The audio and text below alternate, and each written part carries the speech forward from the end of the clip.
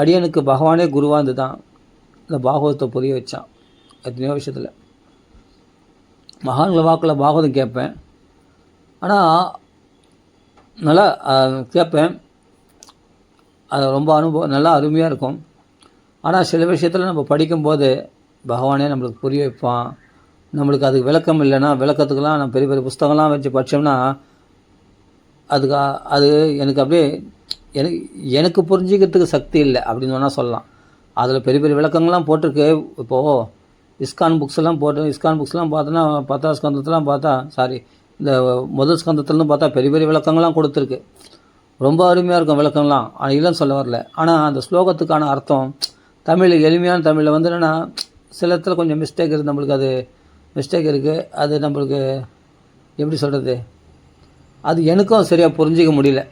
அது சொல்கிற விஷயங்கள்லாம் பார்த்தா ரொம்ப குழப்பமாக இருக்குது.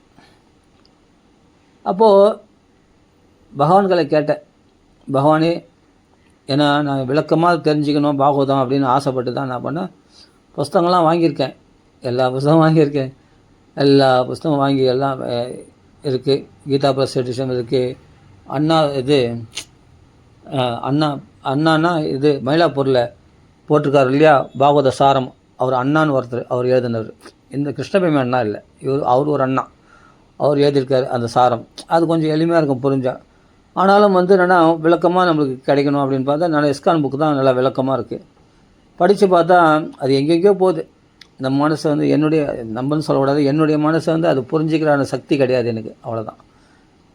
அதில் எனக்கு சிலதெல்லாம் வந்து கொஞ்சம் ஸ்லோகம்லாம் சில விஷயம்லாம் கொஞ்சம் மிஸ்டேக்காக இருக்குது. நிறைய வார்த்தைகள்லாம் மாறி இருக்குது.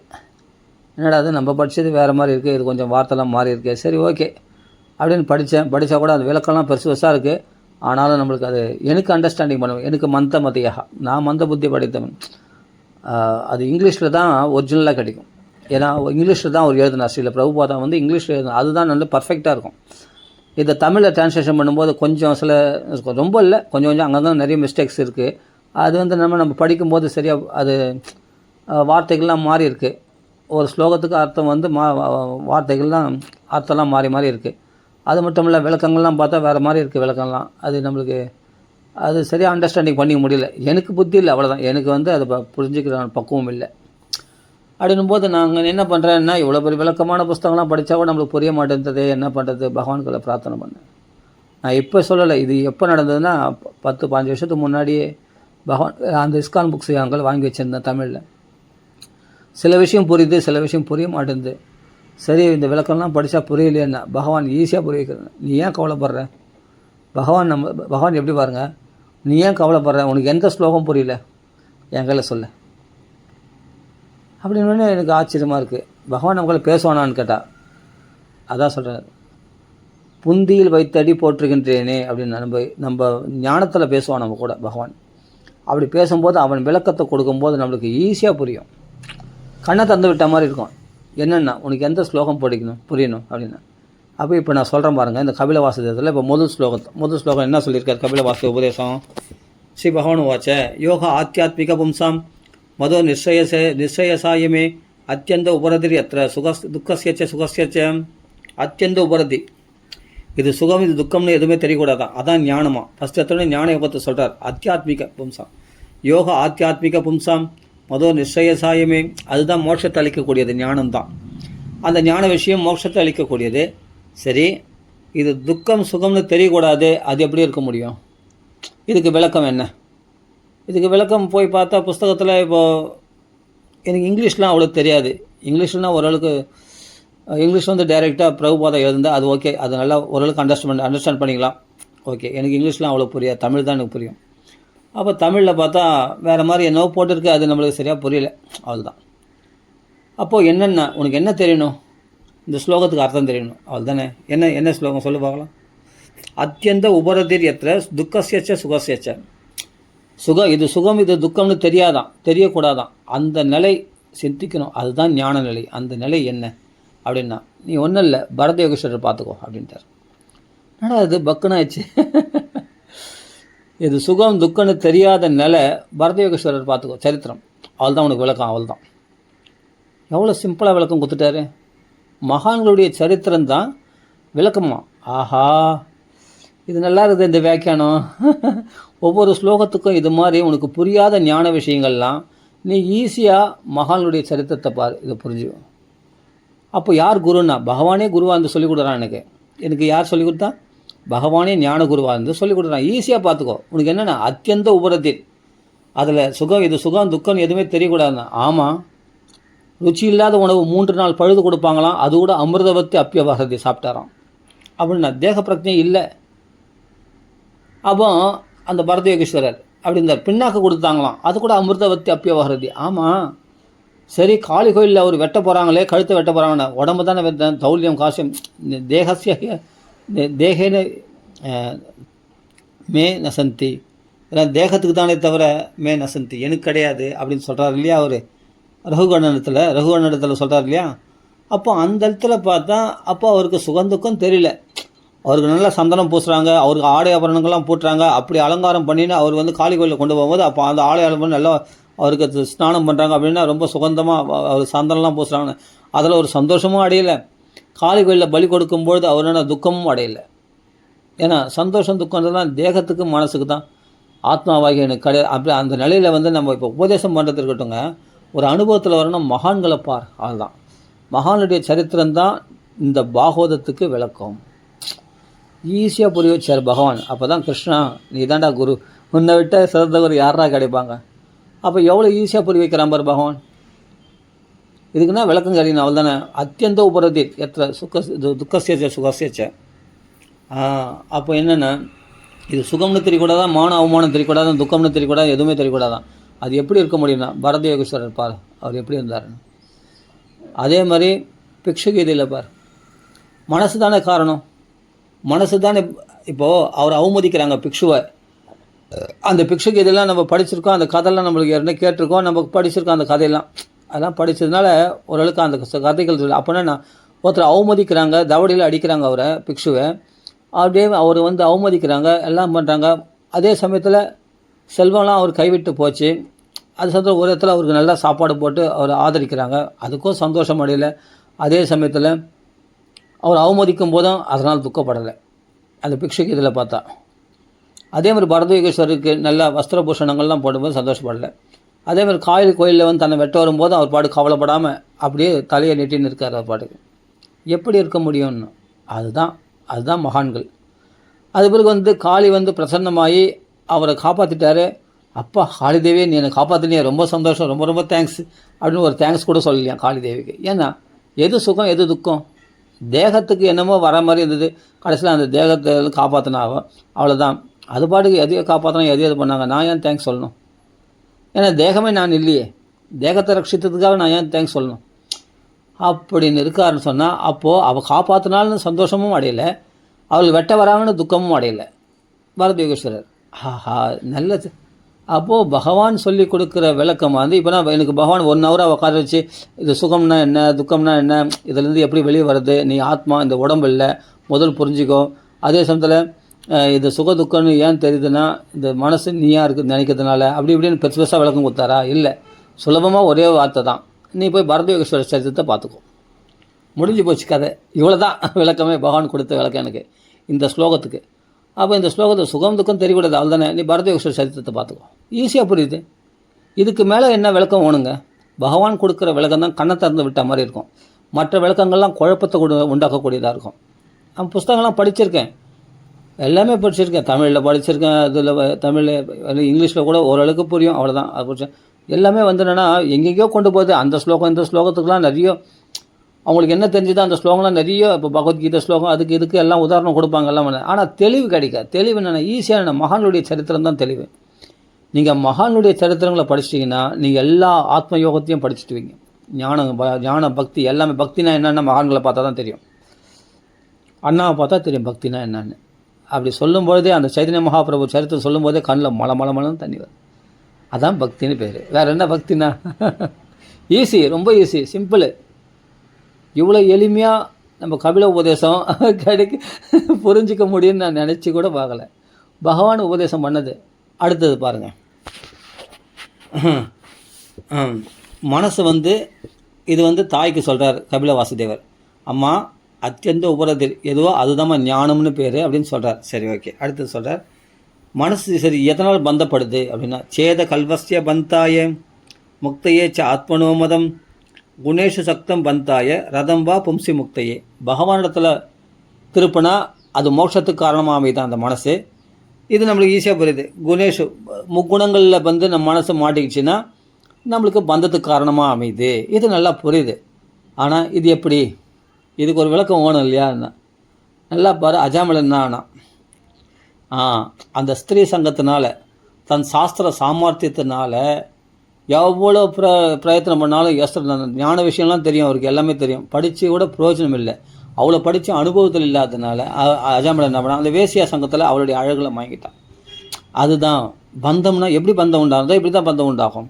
அஜாமிளனை பாரு, எப்படி பந்தம் உண்டாச்சு, உனக்கு எப்படி பந்தம் உண்டாச்சு, அப்படி இப்படி அவங்கவுங்கள நம்ம பரீட்சை பண்ணி பார்த்தோம் நம்மளாம் எப்படி பந்தத்தில் உண்டானு. இதே விளக்கம் தான், சரியான விளக்கம். அப்போ என்ன, சேதனா மனசு வந்து பந்தத்தில் விழுந்தால் குணங்களில் முக்குணங்களில் என்ன, ரஜோ குணத்தில் உண்டானது தான் காமம். அந்த காமத்தில் மனசு விழுந்துட்டோடனே சத்துவ குணத்தில் வந்து என்னென்னா எதுக்கும் மயங்க மாட்டான். ரஜோ குணத்தில் விழுந்துட்டான் யார், அஜாமிளன், அந்த பெண்ணாசையில் சூத்திரஸ்தீரத்தில். அதுக்கப்புறம் தமோ குணத்துக்கு தள்ளிடுச்சு. அஜ்ஞானத்தில் அப்படியே ஃபுல்லாக தமோ குணத்திலே மந்தமாக அப்படியே 10 பிள்ளைகளை பெற்றான். கோபிஷ்டனா சூதாரது அது இது எல்லா கெட்ட குணமும் வந்துச்சு. அப்போது அது எவ்வளோ பெரிய நாசத்துக்கு விளைவிச்சது பாருங்கள். துந்துகாரி என்ன பண்ணான். அப்போது அவர்களுடைய வார்த்தைகள், இந்த சரித்திரங்கள்லாம் பாருங்கள். அப்போ என்னென்ன பந்தத்துக்கு காரணமான சரித்திரங்கள்லாம் நீங்கள் பார்த்தீங்கன்னா, புரரவசி எதனால் ஊர்வசியத்தில் மயங்கலாம், இப்படி நம்ம ஒன்று எடுத்தோம்னா நிறைய பந்தத்துக்கு காரணங்கள் விளக்கமாக ஓனவனுக்கு பாகவத்தில் நிறைஞ்சிருக்கு. அதெல்லாம் போய் பார்த்துக்க ஈஸியாக புரியும். அப்போ இதான் விளக்கம். இதை விட சரியான விளக்கம் என்னால் கொடுக்க முடியாது அப்படின்ட்டு பகவானே நம்மளுக்கு எனக்கு உபதேசம் பண்ணான். இதுதான் பகவான் நம்ம ஞானத்தில் உபதேசம் பண்ணுறது. அருமையான விளக்கம் கொடுக்குறான் பாருங்கள். அடுத்தது பாருங்கள், சேத கல்வஸ்ய பந்தாய முக்தையச்ச ஆத்மனோமதம். அதே சமயத்தில் மனசை வந்து முக்தி விஷயத்தில் பிரயத்தனம் பண்ணால் ஆத்மாவை அடைஞ்சிட முடியும். சரி, குணேஷு சக்தம் பந்தாய அதுதான் வா பும்சி முக்தையே. பகவானிடத்தில் திருப்பினா அது மோட்சத்துக்கு வழிவகுக்கிறது. அது எப்படி அப்படின்னா, இதே அஜாமிளன் கடைசியில் நாராயணான் நாமா சொன்னான். பகவானிடத்தில் மனசு திருப்பினா, இந்த வேசிய சங்கம்லாம் வேண்டாம், இவைகள்லாம் சரீர பந்துக்கள், இவர்கள் என்றைக்கும் நம்மளை காப்பாற்ற மாட்டாங்க, இவர்கள் நன்றி கெட்டவர்கள் அப்படின்னு சொல்லிட்டு உடனே தூக்கி போட்டு போனார். யார், அஜாமிளன். நேராக கங்கை கரைக்கு போய் அனவர்த்தம் நாராயணன் சொன்னார். அவள் தான் உடனே அவருக்கு தேவலோகத்தில் விமானம் வந்தது, மோட்சத்துக்கு போயிட்டார். இதை விட வேறு என்னங்க விளக்கம் வேணும்? அதனால் மனசு எதனால் பந்தப்பட்டதுனால எவ்வளோ பேர் என்னென்ன நிலையை அடைந்தார்கள். ராவணன் எந்த நிலையை அடைந்தான், எவ்வளோ விஷயங்கள் தெரிஞ்சவன் அவனு. ஆனால் அவன் கற்ற சாஸ்திரங்கள், அவனுக்கு தெரிஞ்ச வித்தைகளில் நம்மளுக்கு கால்வாசி கூட தெரியாது.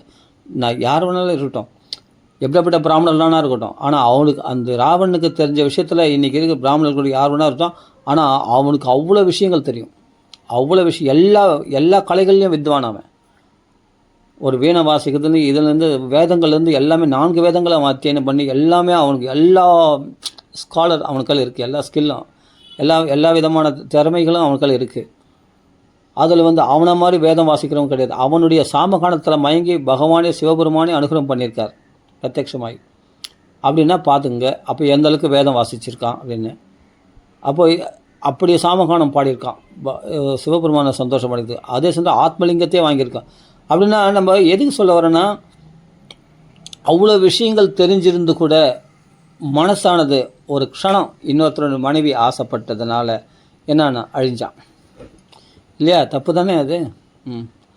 எதுக்காக சொல்ல வரேன்னா, மனசு தான் காரணம் பந்தத்துக்கு. அப்படின்னா அவ்வளோ பெரிய விஷயங்கள் தெரிஞ்சிருந்தோமா, அப்படியேப்பட்டோன்னா விழுந்தான் மனசு. அந்த மனசு கொஞ்சம் அல்ப விஷயத்தில் போய் விழுந்துச்சுன்னா அவ்வளோதான், நம்மளை பெரிய பந்தத்தில் தள்ளிடும். ஏன்னா குலமே நாசமாச்சு. அந்த ராட்சச குலமே, ராவணன் குலமே நாசமாச்சு. அப்போ யோசிச்சு பாருங்கள், இது பந்தத்தில் எந்த அளவுக்கு ஆழ்த்துது மனசானது. அப்போ அந்த மனசு எவ்வளோ பெரிய எதிரி பாருங்கள். மனசை அடக்கினவங்களுக்கு எப்படி ஆயிடுச்சுன்னா, மனசை திருப்பினவங்களுக்கு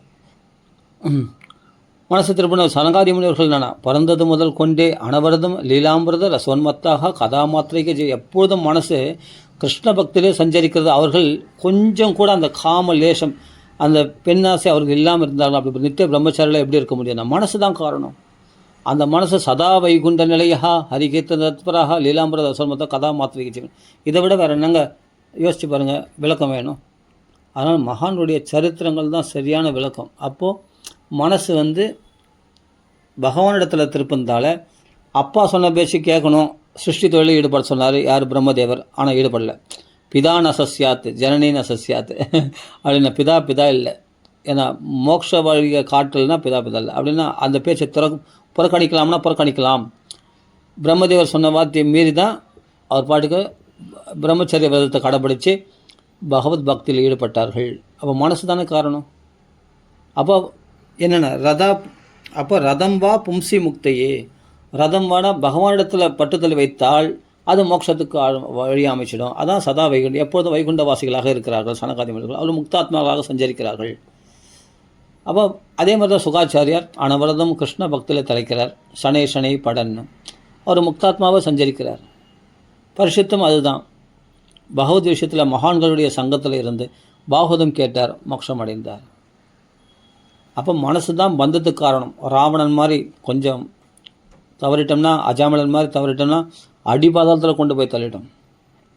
அதே சமயத்தில் அது பகவானிடத்தில் திருப்பினோம்னா, மகான்களிடத்தில் திருப்பினோம்னா, பரிசுத்து திருப்பின மாதிரி, சுகாச்சாரர்கள் திருப்பின மாதிரி மகான்களிடத்தில் பாகவத்தை திருப்பினோம்னா அது பெரிய உயர்ந்த ஸ்திதியான மோட்சம். மோட்சன்றது வந்து நம்ம இந்த உடலை விட்ட பிறகு அடைகிற மோட்சம் இல்லை. அந்த மோட்சம் மட்டும் சொல்லலைங்க. அந்த மோட்சமும் உண்டு, அந்த மோட்சம் மட்டும் சொல்லலைங்க. இந்த நிலையிலேயே நீ முக்தி நிலையில் வீடு வாசல் எல்லாத்தையும் மறந்துடுவேன். அந்த நிலை, அந்த அத்தியந்த உபரத்தில் இது சுகம் துக்கம் எதுவும் தெரியாது. பசிதாகம் கூட மறந்துட்டாராம். நிர்யாபித தேக தர்மங்களை விட்டாராம். பசிதாகம்லாம் மறந்துட்டாராம் பரிசுத்த மகாராஜா. அப்படி இருப்பாங்களாம். அதான் சொல்கிறார். அதுக்கு காரணம் என்னென்னா, மனசு வந்து பந்தத்துக்கு காரணம் என்ன அமைதுன்னா, அகம் மமாபிமானோத்தகி காமலோபாதிபிர்மலகி. ஃபஸ்ட்டு இந்த அகங்காரம், நான் இந்த உடம்பு அப்படின்னு நினைக்கிறதுனால தான். நான் இந்த உடம்புன்னு நினச்சிட்டாலே இந்த உடம்புக்கு தேவைகளை என்னுடையது, இந்த உடம்பு சம்பந்தமட்டமான விஷயங்கள்லாம் என்னுடையதுன்னு வந்துட்ட பிறகு அப்போ அவைகளுக்கு ஏதாவது அவைகள் மேலே ஆசை, அது காமம். அப்புறமா என்ன, அவைகளை காப்பாற்றுறதுக்காக லோபம், பணப்பேராசை. இப்படி படிப்படியாக அப்புறமா அதுக்கு எதனா ஆபத்து வந்தால் அதுக்கு கோபம். அப்படின்னா இது போல் மனசில் அழுக்கு ஏறி போய் தான் சொல்கிறார். மலைகின்னு சொல்லியிருக்கு. காம லோபாதிபிர் மலைகி வீதம் எதா மன சுத்தம். எப்போ மனசு சுத்தமாகுதோ அப்போ தான் இது சுகம் இது துக்கம்னு தெரியாதான், அந்த நிலையை சித்திக்குமா. அது சொல்கிறார். மனசு எப்போ சுத்தமாகணும், இந்த அகங்காரம் மமகாரங்களை அடியோடு வெட்டி எறியணும் அப்படின்னு சொல்கிறார். அகம் மமாபிமானத்தை காம லோபாதிபிர் மலைகி, இந்த அழுக்குகள் அடியோடு வீதம் போயிடணும். இவைகளை மொத்தம் அந்த அகங்காரம் மமகார வாசனைகளோடு யார் மனசை சுத்தமாக்கிறாங்களோ அவளுக்கு இது சுகம் இது துக்கம்னு தெரியாதான். மனசுத்தம் அதுக்கம் அசுகம் சமம். மனசு சமமான நிலையில் இருக்கும். அப்போ அந்த மனசு சுத்தமாகறதுக்கு என்ன வழி? அந்த நான் அகங்காரம் வருதே, மமகாரம் வருதே, ஆசைகள் வருதே, லோபங்கள் வருதே, அது என்னால் போக்க முடியலையே. அப்போ அதுக்கு என்ன வழின்னா, அதுக்கு சிறந்த வழி எதுனா, பக்தியை விட சிறந்த வழி உலகத்தில் எதுவுமே கிடையாது. அப்படி தான் சொல்கிறதுக்கு.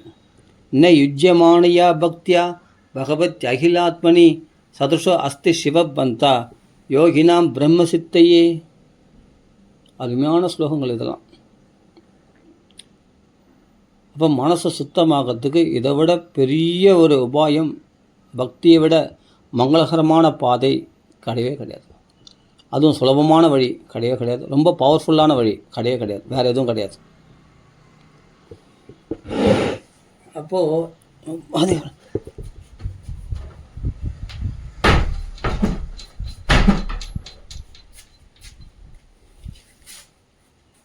அப்போது யோகினாம் பிரம்மசித்தையே, யோகிகள்லாம் கூட அஷ்டாங்க யோக பயிற்சி பண்ணி இந்த அகங்கார மமகாரத்தை போக்க முடியலையாம். காமம் குரோதம் லோபம் அதெல்லாம் போக்குறதுக்கு எவ்வளோ ட்ரை பண்ணுறாங்க, முடியலையா. அப்போ என்ன பண்ணுறாங்க அவங்களான்னா, நம்ம அஷ்டாங்க யோக பயிற்சி பண்ணுறோம், யம நியமங்களை கடைப்பிடிக்கிறோம், ஆனாலும் நமக்கு இது போக மாட்டேங்குதே, நம்ம இந்த கர்ம வாசனைகள் போக மாட்டேங்குதே அப்படின்னு என்ன பண்ணுறாங்களோ அவங்களும் என்ன பண்ணுறாங்க, பக்திக்கு தான் வராங்களாம். அப்போ அஷ்டாங்க யோக பயிற்சி பண்ணி நீண்ட காலமாக விரயமாகிட்டோம், அநேக ஜென்ம சம்சித்தா, பல ஜென்மங்களாக கஷ்டப்பட்டுட்டோம். கடைசியில் என்னன்னா இங்கே தான் வந்துட்டாங்க. மனசை அடக்க முடியல, எதுவும் பண்ண முடியல, நம்ம யோகம்லாம் பண்ணுறோம் முடியல. தண்ணிக்குள்ளே போய் தவம் பண்ணாராம். யார்? சௌபரி மகர்ஷி தண்ணிக்குள்ளே போய் தவம் பண்ணார். அங்கே போய் ஒரு மீன் சங்கத்தினால் மாட்டின்ட்டார். தண்ணிக்குள்ளே போய் மாயை அங்கே பிடிக்காதுன்னு சொல்லிட்டு தண்ணிக்குள்ளே போய் ஒளிஞ்சிட்டாராம். தவம் பண்ணார் சௌபரி மகர்ஷி. அங்கே போய் மாட்டின்ட்டாரா இல்லையா? விஸ்வாமித்திரர் தனிமையில் காட்டில் தவம் பண்ணார். யோகத்தினால் முடியல, ஜெயிக்க முடியல. அப்புறமா ராம் பக்தியில் தெளித்து தான் எல்லாம் ஜெயிக்க முடியும். கஷ்டப்பட்டு அப்புறமா அது மனசை அடக்கி இது பண்ணி அப்புறமா நம்ம அந்த இந்திரியங்களை ஜெயிக்க முடியும். அவ்வளோ லேஸில் ஜெயிக்க முடியாது, ரொம்ப கஷ்டம். அப்போ யோகிகளே அந்த பிரம்ம சித்தி அடையணும்னா, அந்த பிரம்மஸ்வரூபம் அகம் பிரம்மாஸ்மி அப்படின்ற நிலையை அடையணும்னா பக்திக்கு தான் வராங்களாம். அது ஞான யோகினா இருக்கட்டும், அஷ்டாங்க யோகினா இருக்கட்டும், யார் வேணாலும் இருக்கட்டும். அப்போ பிரம்ம சித்தி அவங்களுக்கு ஏற்படணும்னா கூட பக்திக்கு வந்தால் தான் அப்பா இங்கே ஏதோ ஒரு ஆஸ்வாசம் இருக்குது. இதில் என்ன பிரயத்தனமே இல்லை, ரொம்ப கஷ்டமே இல்லை. பகவான் கிருபை கிருபை கிருபை மட்டும்தான் இருக்குது. மகானுடைய சங்கம் நிறைய கிடைச்சிடும். அப்போ கேவல அனுபவ ஆனந்த ஸ்வரூபகா, வெறுமனே ஆனந்தம் மட்டும் நிறைஞ்சிருக்குது. அப்படிப்பட்ட பக்தியில் தான் இது கிடைக்குமா. அதான் சொல்கிறார், ந யுஜ்யமானையா பக்தியா பகவத் அகிலாத்மனி, எல்லார் ஹிருதயத்துக்குள்ளும் இருக்கக்கூடிய அந்த பகவானிடத்தில் பண்ணக்கூடிய பக்தினால்தான் சத்ருசா அஸ்தி சிவ பந்தா யோகினாம் பிரம்ம சித்தையே, அப்படிப்பட்ட உயர்ந்த நிலை நமக்கு சித்திக்கும். அவன் பாருங்கள் எப்படிப்பட்ட மங்களகரமான பாதை. சிவபந்தா, சிவனா மங்களம்னு அர்த்தம், பந்தான பாதை. அப்படிப்பட்ட சத்ருசா இதுக்கு சமமான பாதை எதுவுமே கிடையாது. இது ராஜபாட்டை பக்தி வழி. அப்போ மனசு அகங்காரம் அமகாரங்கள் போகணுக்காக நான் கடினமாக யோக பயிற்சியெல்லாம் பண்ணுறேன், ஞானம் பண்ணுறேன், உபவாசங்கள்லாம் இருக்கிறேன், முடியல. ஆனால் பக்தி கிருஷ்ண பக்தியில் தெளித்தவங்களுக்கு இவைகளால் பாதிக்கப்படவே மாட்டாங்க. உத்தவர் காலையில் சாப்பாட்டுக்கு அழிச்சாங்களாம், பிராதர ஆசாயனாக தாய். ஆனால் அந்த சாப்பாடு கூட திரும்பி பார்க்காம கிருஷ்ண பக்தியில் அப்படி தெளிச்சிருந்தாராம் உத்தவர். கோபிகள்லாம் என்ன வீட்டை மறந்தாங்க, கணவனை மறந்தாங்க, பிள்ளைகளை மறந்தாங்க, தங்களை ஆடைகளை உடுத்திருக்கிறது கூட சரியாக உடுத்தி கொள்ளாமல் ஓடி வந்தாங்களாம் கோபிகள்லாம். ஏன்னா அதை மறக்க செய்திருமா கிருஷ்ணனுடைய புல்லாங்குழலில் செய் மாத்திரத்தினாலே. அதை விட ஒரு மங்களகரமான பாதை உலகத்தில் எதுவுமே கிடையாது அப்படின்னு சொல்கிறாருங்க. பிரசங்கம் அஜரம் பாஷம் ஆத்மன கவயோ விதுகு ச ஏவ சாதுஷு கிருதோ மோக்ஷத்வாரம் அபாவிரதம். அதாவது நம்ம பாசம் வைக்கிறோம் இல்லையா வீட்டில், அது அறுக்க முடியாத பாசமாக. அந்த கயிறு இருக்குது பற்றியா, அறுக்கவே முடியாது. நீங்கள் ஒரு மனைவி குழந்தைகளோ இல்லை அப்பா அம்மாவோ பிள்ளைகளிடத்தில் வச்ச பாசத்தை 10 வருஷம் பொறுத்து, அம்மா 10 வருஷமாக உன் பிள்ளைய பார்க்குறேன், இப்போ பாசம் நம்ம போயிடுச்சாமா அப்படின்னா, எது என் பிள்ளை ஒரு நிமிஷம் என்னை பார்க்காம அவனால் இருக்க முடியாது, என்னால் இருக்க முடியாது அப்படின்றான். ஏன்னா 10 வருஷத்துக்கு முன்னாடி எந்த பாசம் தான் அதை விட பன்மடங்கு பாசம் அதிகமாகிருக்கு. அப்போ அஜரம் பாசம், ஜரையடையாத பாசம், தேய்ந்து போகாத பாசம். எதனால் குடும்பத்தில் வைக்கும்போது அப்போ பாசம் அதிகமாவதே தவிர, பாசம்னா கயிறுன்னு ஒரு அர்த்தம். பாசம் அதான் கயிறு தான், அந்த கயிறு கட்டப்பட்டது. என்னென்ன பாசம் என்ற கயிறு கட்டப்பட்டிருக்கு, பந்தப்பட்டிருக்கு. அப்போ கட்டப்பட்டிருக்கிறான் இவன் பந்தத்தில், பாசத்தில். அந்த பாசத்துலேருந்து வெளியே வர முடியாமல் தவிக்கிறான், குடும்பத்தை விட முடியல. ஒன்றும் இல்லைங்க, இதே பரதயோகேஸ்வரர் சரித்திரம் தான் உதாரணம். குடும்பத்தெல்லாம் விட்டு வந்துட்டாருங்க. ஆனால் கடைசி காலம் உயிர் போகிற அந்த நிலையில் கூட அந்த மானுடைய பட்டத்தில் அவரால் விட முடியலைங்க பரதயோகேஸ்வரருக்கு. அவ்வளவு பாசம் ஆயிடுச்சு. அப்போ இவ்வளோ நாள் பார்த்துருந்த மான் தானே இன்றைக்கி புதுசாக பார்க்குறாரா, சரி அதை விட்டுடலாமே, யாருன்னா பார்த்த மான் தானே, சரி அப்படியே விட்டுட்டு அப்படின்னா அது மான் கிட்ட ஒரு புத்திரன் மாதிரி கூட இந்த அழுதான் அது. அதை பார்த்தோன்னே அது மானை பார்த்தனே உயிரை விட்டாராம். கடைசியில் மானை பிறந்துட்டாராம். எப்படி இருக்குது பற்றியா? அஜாமலன் என்னன்னா யமதூதர்களே கண்ணுக்கு தெரியுறாங்களாம், பாசகயிறு போட்டு வலிக்கிறாங்களாம். அந்த சமயத்தில் கூட தூரே கிரீடனகா சக்தம் புத்திரம் நாராயணாஹ்வயம். அப்போ கூட புள்ள மேலே பாசம். யமதூதர்கள் வந்த பிறகும் புள்ள மேலே பாசம், யமதூதர்கள் பாசகயிறு போட்ட பிறகும் கூட புள்ள மேலே பாசம். இந்த சமயத்தில் பகவானை அழிக்க மாட்டான். நான் பகவானை நினைக்கலையா, ஆனால் புத்திரன் நினச்சிருந்தான் நாராயணன் சொன்னான் அவன் ஏதோ. ஆனால் அந்த இடத்துல கூட அந்த பாசம் விடலை பற்றியா, அந்த அளவுக்கு பாசமானது இந்த கயிறானது அப்படி பந்தப்படுத்திடுமா நம்மளை. அப்போ உயிர் விடுற கடைசி காலத்தில் கூட பகவான் நினைக்க விடாது. அந்த அளவுக்கு பந்தமானது அவ்வளோ பவர்ஃபுல். ஆனால் அதுதான் மகான்கள்லாம் சொல்கிறாங்களாம், இதுதான் பந்தத்துக்கு காரணம், இதுதான் உங்களை பாசம், இது அறுக்க முடியாத பாசமாயிடும், கடைசியில் உங்களால் விட முடியாது, அதுவே உங்களுடைய நரகத்துக்கு காரணமாகிடும். நரக கதிக்கு வழியாக அமைஞ்சிடும், ஜாக்கிரதையாக இருக்கணும். அப்போ என்ன பண்ணணும்னா அந்த பாசத்தை முதல் தூக்கி போட்டு அந்த மானுடைய சங்கத்தில் விட்டுட்டு என்ன பண்ணும், ஏஷ சாதுஷு கிருதோ, சாதுக்களிடத்தில் போய் அந்த பட்டுதலை வச்சுடு. மகான்கள் எங்கே பாகவதம் படிக்கிறாங்க, எங்கே மகான்கள்லாம் பகவத் குணங்களை சொல்கிறாங்க, அந்த இடத்துல மனசை திருப்பிட்டேன்னு சொன்னால் மோக்ஷ வாயில் திறந்து வச்சுடுவாங்களாம் அந்த சாதுக்கள்லாம். மோக்ஷத்வாரம் அபாவிரதம், நமக்கு மோட்ச வாயில் திறந்து வைக்கப்பட்டிருக்கு, ஃப்ரீயாக நம்மளுக்கு பகவான் மூட மாட்டான் மோட்ச கதவை. நம்மளுக்கு திறந்து எப்போ போனாலும் நம்மளுக்கு திறந்துருக்கும். நீ எப்போனா வாப்பா, நீ சத்சங்கத்தை நாடிட்டல்ல, எது உபாசையா ஆசையா கிராத ஊனாந்திர பொலிந்த பொலிகசா ஆவீர கங்கா யவனா கசாதையா ஏ அந்நேச்ச பாவ எது உபாசைய ஆசையா சுத்தியந்தி தஸ்மி பிரம்மணே நமக அப்படின்னு வருது இல்லையா. அது 2வது அத்தியாயத்தில் சுகஸ்துதியில் வருது, 2வது ஸ்கந்தத்தில். அப்போது எந்த அளவுக்குன்னா அந்த பாசம், அந்த மனசு பட்டுதல் எதில் ஈடுபடணும் அப்படின்னா பகவத் விஷயத்தில் ஈடுபடணும். மகான்களுடைய சங்கத்தில் சாதுஷு, அந்த சத் சங்கத்தினால தான் உனக்கு மோட்ச வாயில் திறந்து வைக்கப்படும். இது கபில வாசுதேவர் சொல்கிறார். அந்த சாதுக்களத்தில் பகவான் தானே கபில வாசுதேவர், என்னிடத்தில் நீ பற்று வைமா, நான் உனக்கு மோட்சம் கூடாதுன்னு சொல்லலாம் இல்லையா, சொல்லக்கூடாது. மோட்சம் வேணும்னா, பக்தி வேணும்னா சாதுக்களை தேடிப்போ. அந்த சங்க தோஷ ஹராஹிதே, மற்ற துஷ்ட சங்களால் ஏற்பட்டக்கூடிய தோஷங்கள்லாம் போக்கிடுவார்கள். அந்த சங்கம் வேணும்னு சொல்லிட்டு பிரார்த்தனை பண்ணிங்கம்மா. அதை சொல்கிறேன், சங்கதேஷு அததே பிரார்த்தியா சங்கதோஷ ஹராஹிதே. அந்த சங்கம் வேணுன்ட்டு பகவான்கள் பிரார்த்தனை பண்ணால் தான் அந்த சத் சங்கம் கிடைக்குமா. சரி, அந்த சாதுக்கள் இடத்துல போனால் நிறைய கதைகள் கிடைக்கும். பரிஷத்துக்கு அப்படி தான் கிடைச்சது, கதைகள் கிடைச்சது, சுகாச்சாரம் கிடையாது. அதே மாதிரி சவுனகாதி மகர்ஷிகளுக்கு சூதருடைய சத் சங்கத்தினால் அவருக்கு பாகவதம் கிடைச்சிது. அதே மாதிரி கோகர்ணத்தில் துந்துகாரிக்கு துஷ்ட சங்கத்தினால் தன் உயிரையே விட்டான் துந்துகாரி, வேசிய சங்கத்தினால. ஆனால் சத் சங்கத்தினால் ஒரே பாகவதத்தில் பவித்திரம் அடைஞ்சிட்டான். ஒரே பாகவதத்தில் அவனுக்கு முக்த சரீரம் கிடைச்சிது, மோட்சத்வாரம் திறந்து வைக்கப்பட்டு விட்டது அவனுக்கு. யாருக்கு? துந்துகாரிக்கு. அப்போ இதோட விளக்கம் வேறு என்னங்க வேணும்? அப்போது மோட்சத்வாரம் திறந்து வைக்கப்பட்டிருக்கான்னு கேட்டால் திறந்து வைக்கப்பட்டிருக்க. சத் சங்கத்தினால கோகர்ணத்தில் சத் சங்கம் ஏற்பட்டதுனால தான் துந்துகாரிக்கு மோட்ச வாயில் திறந்துப்பட்டது. துந்துகாரிக்கு மட்டும் இல்லை, அங்கே கண்ணு தெரியாதவங்க, காது கேட்காதவங்க, குருடர்களாக இருந்தவங்க, அதே சமயத்தில் கைமடம் கால்மடமாக இருந்தவர்கள் அத்தனை பேருக்கும் மோட்ச வாயில் திறந்து வைக்கப்பட்டிருக்கிறது. அத்தனை பேரும் மறு வருஷம் 2வது பாகவதம் கேட்ட உடனே எல்லாருக்கும் விமானம் வந்துடுச்சாங்க. கோபாலனே கோலோகத்துலேருந்து அப்படியே கட்டி பிடிச்சின்னு கோகர்ணன் அழிச்சும் போகிறானா. அப்படியே வருது பாகவதத்தில், மகாத்மியத்தில் வருது. அப்போ சத் சங்கத்தினால் ஒருத்தன் பவித்திரமாகிற மாதிரி ஒன்றும் இல்லை.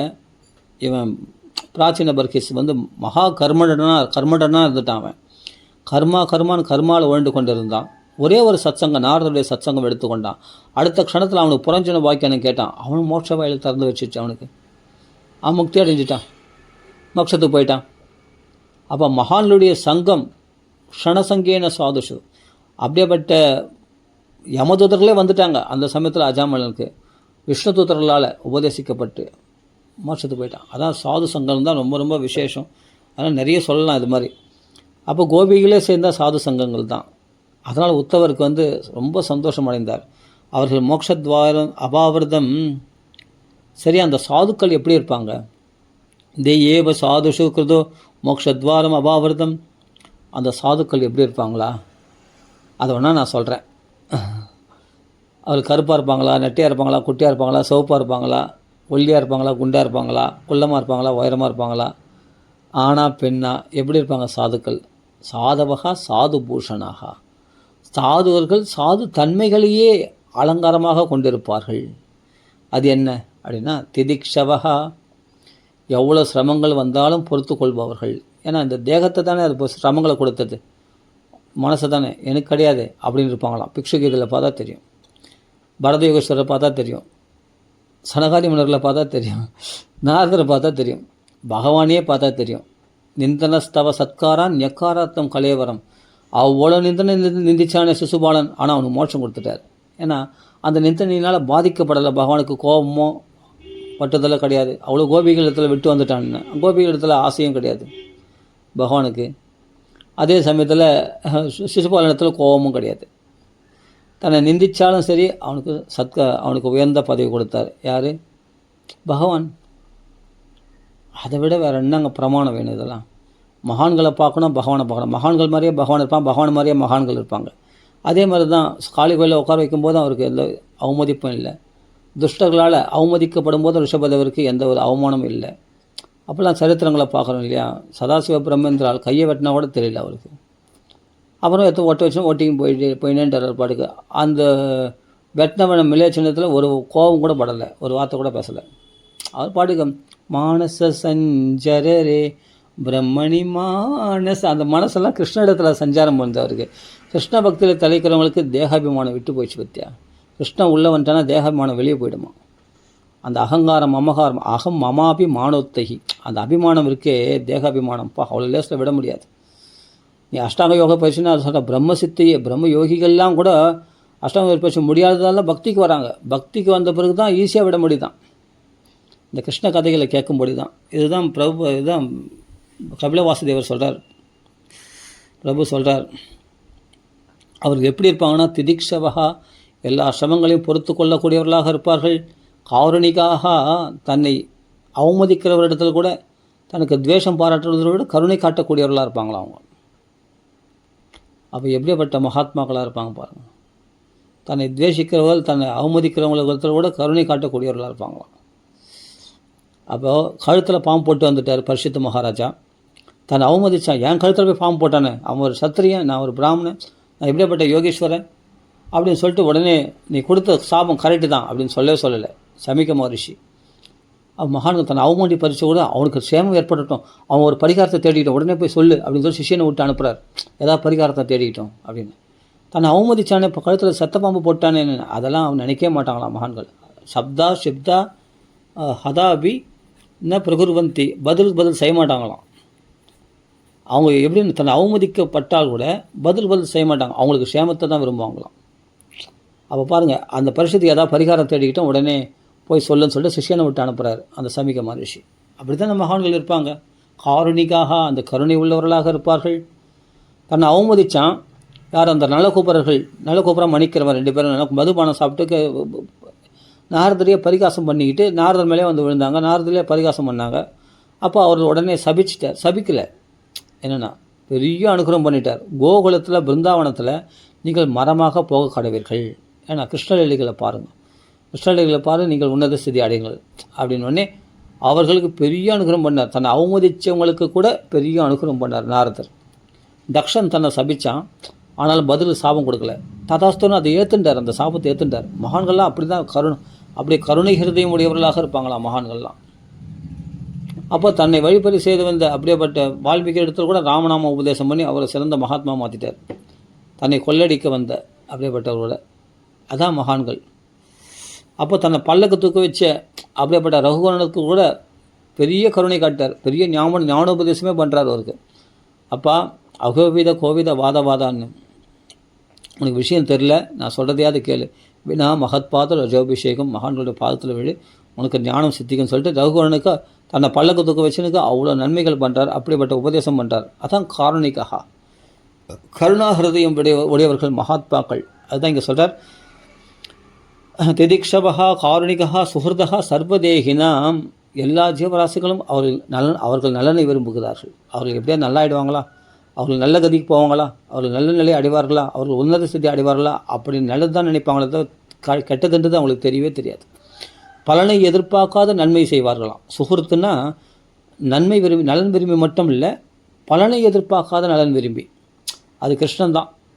அவன் தேரோட்டினா அர்ஜுனுக்கு என்ன கொடுக்க போகிறாரு கிருஷ்ணன்? இது அர்ஜுனன் என்ன கூலி கொடுக்க போகிறான்? ஒன்றுமே இல்லை, தன்னுடைய அன்பை தான் கொடுக்க போகிறான். அதுதான் அதோட பெரிய கூலி வேறு என்ன இருக்க முடியும்? அப்போ பகவான் கருணை, அந்த கருணைக்கு விலையே சொல்ல முடியாது. மகான்கள்லாம் அப்படி கருணை சுஹൃதா சர்வதேகினாம், எல்லாருக்கும் நலன் விரும்பி. அப்படி தன்னை நிந்திச்ச சிசுபாலனு கூட மோட்சம் அளித்தான். அப்படி தனக்கு விஷப்பாலை கொடுத்த இது போதனைக்கு கூட பகவான் மோட்சம் அளித்தான். ஏன்னா கருணை தான் காரணம், தயை தான் காரணம், வேறு என்ன காரணம்? கம்பா தயாலும் சரணம் வச்சம் என்ன. மகான்களும் அப்படி தான் இருப்பாங்களாம், கருணை காட்டுவாங்களாம். பரதேகேஸ்வரர் ரகுவனை கருணை காட்டின மாதிரி தன்னை அவமதிச்சவங்களுக்கு கூட. அப்போது என்ன சொல்கிறாங்க, காரணிக்காக சுஹൃதா சர்வதேகினாம் அஜாத சத்ரவகா சாந்தாக சாதவகா சாதுபூஷணாக. தனக்கு இங்கே பிறந்தவர்கள் யாருமே எனக்கு சத்துருவே பிறக்கலன்னு வாங்கலாம் அவங்களாம். தர்மபுத்திரர் பேரே அஜாதசத்ருன்னு தான் பேர். இது வரைக்கும் தர்மபுத்திர துரியோதனன் தான் எதிரியாக நினச்சதே கிடையாது. தன் தம்பிகளை ஒருத்தன் நினச்சான். அவன் தான் அப்படி நினச்சான் இவர் எதிரியா. அவரை தம்பி தான் நம்ம 105 பேர் அப்படின்னு சொல்லி தான் கந்தவரிடத்துலேருந்து காப்பாற்றும்படி செய்தார் பீமன் சண்டர் மூலமாக. கந்தவரிடத்தில் மாட்டின்ட்டான். இவர்கள் வனவாசத்தை துரத்திட்டான். சொத்து சுகத்தெல்லாம் பிடிங்கிண்டு துரியோதனன் அங்கே வந்து என்னென்னா இப்போ பாண்டவரில் பரிகாசம் பண்ணுறதுக்காக அங்கே மதுபானம் சாப்பிட்டு கும்மாளம் போடுறான். யார் பாண்டவரில் பரிகாசம் பண்ணுறதுக்குன்னு அங்கே கூடாரம் போட்டு வச்சுருக்கான் எங்கள் வனவாசத்தில். அந்த சமயத்தில் அவளுக்கு வேணுமென்னே கிண்டல் பண்ணி பரிகாசம் பண்ணியிருக்காங்க. இவருக்கு பீமனுக்கு கோபம் வருது, ஆனால் அடைக்கின்றான். அப்போ என்ன பண்ணால் ஒரு கந்தர்வ ஸ்திரீ இடத்துல போய் தப்பாக நடந்தாங்க. உடனே கந்தர்வர்கள் வந்து அவர்களை கட்டி போட்டு அவர்களை அடிமைப்படுத்திட்டாங்க. அதில் கர்ணெல்லாம் ஓடிட்டான்.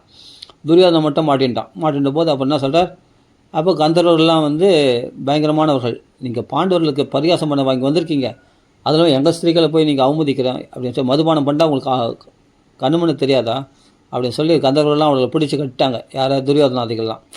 மற்றவங்களாம் ஓடிட்டாங்க. கந்தர்வர்களை சண்டை போட முடியாமல் ஓடிட்டாங்க. கர்ணன் துச்சாதனெல்லாம் ஓடிட்டாங்க. அப்போ துரியோதனை மட்டும் மாட்டின்ட்டான். அந்த சமயத்தில் தர்மபுத்திரர் சொல்கிறார், டே பீமா போய் துரியோதனை உடனே போய் காப்பாற்றுப்போ. அதுதான் அஜாத சத்ரு. தன்னை சத்ருன்னு அவன் நினைக்கிறான், ஆனால் நம்ம சத்ருன்னு நினைக்கூடாதா. நம்ம மற்றவங்களிடத்துல சண்டை போடும்போது நம்ம 105 பேர், நமக்கும் அவனுக்கு சண்டை, கௌரவர்களுக்கும் பாண்டவர்களுக்கும் சண்டை வரும்போது நம்ம 5 பேர். அதனால் வேணாண்டா போய் சண்டை பண்ண, இல்லைன்னா அவன் நல்லா அனுபவிக்கிட்டோம், நான் போக மாட்டேன் அப்படின்னு. என் பேச்சு மீற போறியா அப்படின்னு. சரி தர்மபுத்திரர் கட்டுப்பட்டார். சரி வேறு வழி இல்லாமல் அப்போ கந்தவரிடத்தில் போய் நீங்கள் விடு வச்சுடுங்க அப்படின்னு. உங்களுக்கு அபராதம் பண்ணவங்களா சின்ன பண்ணதும் பரவாயில்ல, நீங்கள் விடு வச்சு தர்மபுத்திரருடைய கட்டளை, இல்லைனா நாங்களே உங்களோட சண்டை போட வேண்டி வரோம் அப்படின்ட்டு கந்தவரிடத்தில் போய் பீமன் சொல்கிறான். அப்போ யோசிச்சு பாருங்கள். அப்புறமா துரியோதனை விடுவிச்ச உடனே அவன் என்ன பண்ணுறான், நம்ம யாரை பரிகாசம் பண்ண வந்தோமோ அந்த பீமனுடைய போட்ட பிச்சை நம்ம உயிர் பிச்சை, இனிமேல் நான் உயிர் வாய்ச்சின்னு இருக்க மாட்டேன்னு சொல்லிட்டு அவன் உயிரோட போயிடுறான். அதுக்கப்புறம் கர்ணன் சமாதானப்படுத்தி அழைச்சிட்டு போயிடுறான். அது வேறு விஷயம். எதுக்கு சொல்ல வரேன்னா, அப்படி அஜாத சத்ருஹோ, தனக்கு தீங்கிழைச்சவங்களுக்கு கூட நல்லதுன்னு நினைக்கிறோம். அப்படியாப்பட்ட பிரகலாதனை வந்து மலையிலேருந்து கீழே போட்டு உருட்டணும்னு நினச்சான்.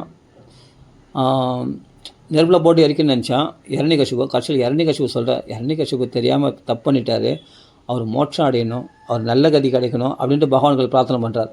யாருக்கு? அப்பாவுக்காக இல்லை, தனக்கு தீங்கு செய்தாலும் அவர்கள் நல்ல கதி அடைக்கணும் அப்படின்னு. என் மடியிலே உயிர் விட்டு அவன் துர்கதியை கிடைக்கும், நற்கதியை தான் கிடைக்கும் அப்படின்ட்டு பகவான் சொல்கிறார் இல்லையா. மகான்கள்லாம் அப்படி தான் நினைப்பாங்களாம். தர்மபுத்திரர் அப்படி எதிராளிக்கு கூட அவங்களுக்கு உதவி பண்ணணும்னு நினைச்சார். அதே மாதிரி தான் இந்த சரித்திரங்கள்லாம் கேட்கணும். அப்போ இது உபதேசமே என்னென்னா சரித்திரமாக தான் இருக்குது. உபதேசங்கள் சரித்திரங்களை பார்க்கலாம். அப்போ சுஹூர்தகா சர்வதேகினாம். அப்போ எப்படி இருப்பாங்க மகான்கள்லாம்? இப்படி தான் இருப்பாங்க. அஜாத சத்ரவா சாந்தா சாதவா சாதுபூஷணா. பிறர் சாது லட்சணம் என்ன? பரதுக்கு அகசிஷ்ணோ, பரதிஷ்ணு அசகிஷ்ணோ. பிறருடைய துக்கத்தை கண்டு பொறுக்க மாட்டார்கள், அதுதான் சாது லட்சணமாக. பிறர் துக்கப்படுறதை பார்த்து சந்தோஷப்படுவாங்களா? பொறுத்துவோம் அவங்களால. அது துஷ்டர்கள் தான் பிறர் துக்கத்தை பார்த்து குதுகலிப்பாங்க. துக்கப்படுறாங்கன்னா சே அவன் மகாதுஷ்டன், சேச்சா அப்படி துக்கப்பட விடக்கூடாது, அவருக்கு ஏதாவது ஒரு வழி பண்ணி அவர்களை சரி பண்ணி அனுப்பணும், அப்படி தான் மகான்கள் நினைப்பாங்களாம். அந்த சாது தன்மையே பூஷணமாக கொண்டவர்களாம், அவர்கள் தான் சாதுக்கலாம். இந்த குணங்கள்லாம் இருக்கணும் அப்படின்னு சொல்கிறார். சரி, இந்த குணங்கள்லாம் இல்லை, ஆனால் ஒரே ஒரு குணம் இருக்குது. என்னென்னா, கிருஷ்ண பக்தி பண்ணுறான்னா அவன் சாது என்று கருதப்பட வேண்டும். நீ சொல்கிற இந்த திதீக்ஷபா பொறுத்து கொள்ள தன்மை இல்லை, கருணை இல்லை, எல்லாருக்கும் நலனை விரும்பலை, எல்லாருக்கும் தீமையை விரும்புகிறான், மகாதுஷ்டன். ஆமாம், தமோ கடைசி வரைக்கும் அப்படி தான் இருந்தான் திருதராஷ்டிரன். ஆமாம், கரெக்டு, நல்ல உதாரணமாக இருக்கே. ஆமாம், அறுக்கு மாலை தீ வச்சுக்கிறதுக்கும் அவன் தான் சப்போர்ட் பண்ணான், எல்லாத்துக்குமே சப்போர்ட் பண்ணான். எல்லாம் இவங்க பண்ணுற அநியாயங்கள் தெரிஞ்சு, ஆனால் துரியோதனை தண்டிக்கலை, கண்டிக்கலை. புரியுதா? அப்படி வளர்த்தான், அவளை அதர்மத்தினால வளர்த்தான் தன் பிள்ளைகளை, துரியோதன துச்சாதனில். ஆனால் கடைசி வரைக்கும் அஜ்ஞானியாக இருந்தான். கடைசியில் என்னென்னா ஒன்று அனன்யபாவேன சத்சங்கம், விதருடைய சத்சங்கத்தினால கடைசி வரைக்கும் உயிர் போகிற வரைக்கும் அஜ்ஞானியாக இருந்து கடைசியில் விதருடைய சத்சங்கத்தை எடுத்தவுடனே உடனே சப்தகங்கா போய் அவரும் அவருடைய மனைவி கந்தரையும் மோட்சத்தை அடைந்தார்கள். சாகர வரைக்கும் இருக்கட்டுமே, அஜ்ஞானியாக இருக்கட்டுமே, ஆனால் ஒரே ஒரு சத்சங்கமான ரத்னமாக பண்ணிடும், அப்படி கிருஷ்ண பக்தியை உண்டாக்கிடும். அதுதான் சொல்கிறார் இங்கே, மை அனன்ய பாவேனன்றது பக்தி குருவந்தி ஏ திருடாம். அந்த மை அனன்ய பாவேன கிருஷ்ணத்தில் நேரடியாக இல்லை, பக்தர்கள் சங்கத்தின் மூலமாக இவர்கள் கிருஷ்ண பக்தி அவங்களுக்கு திருடமாக உண்டாயிடுமா.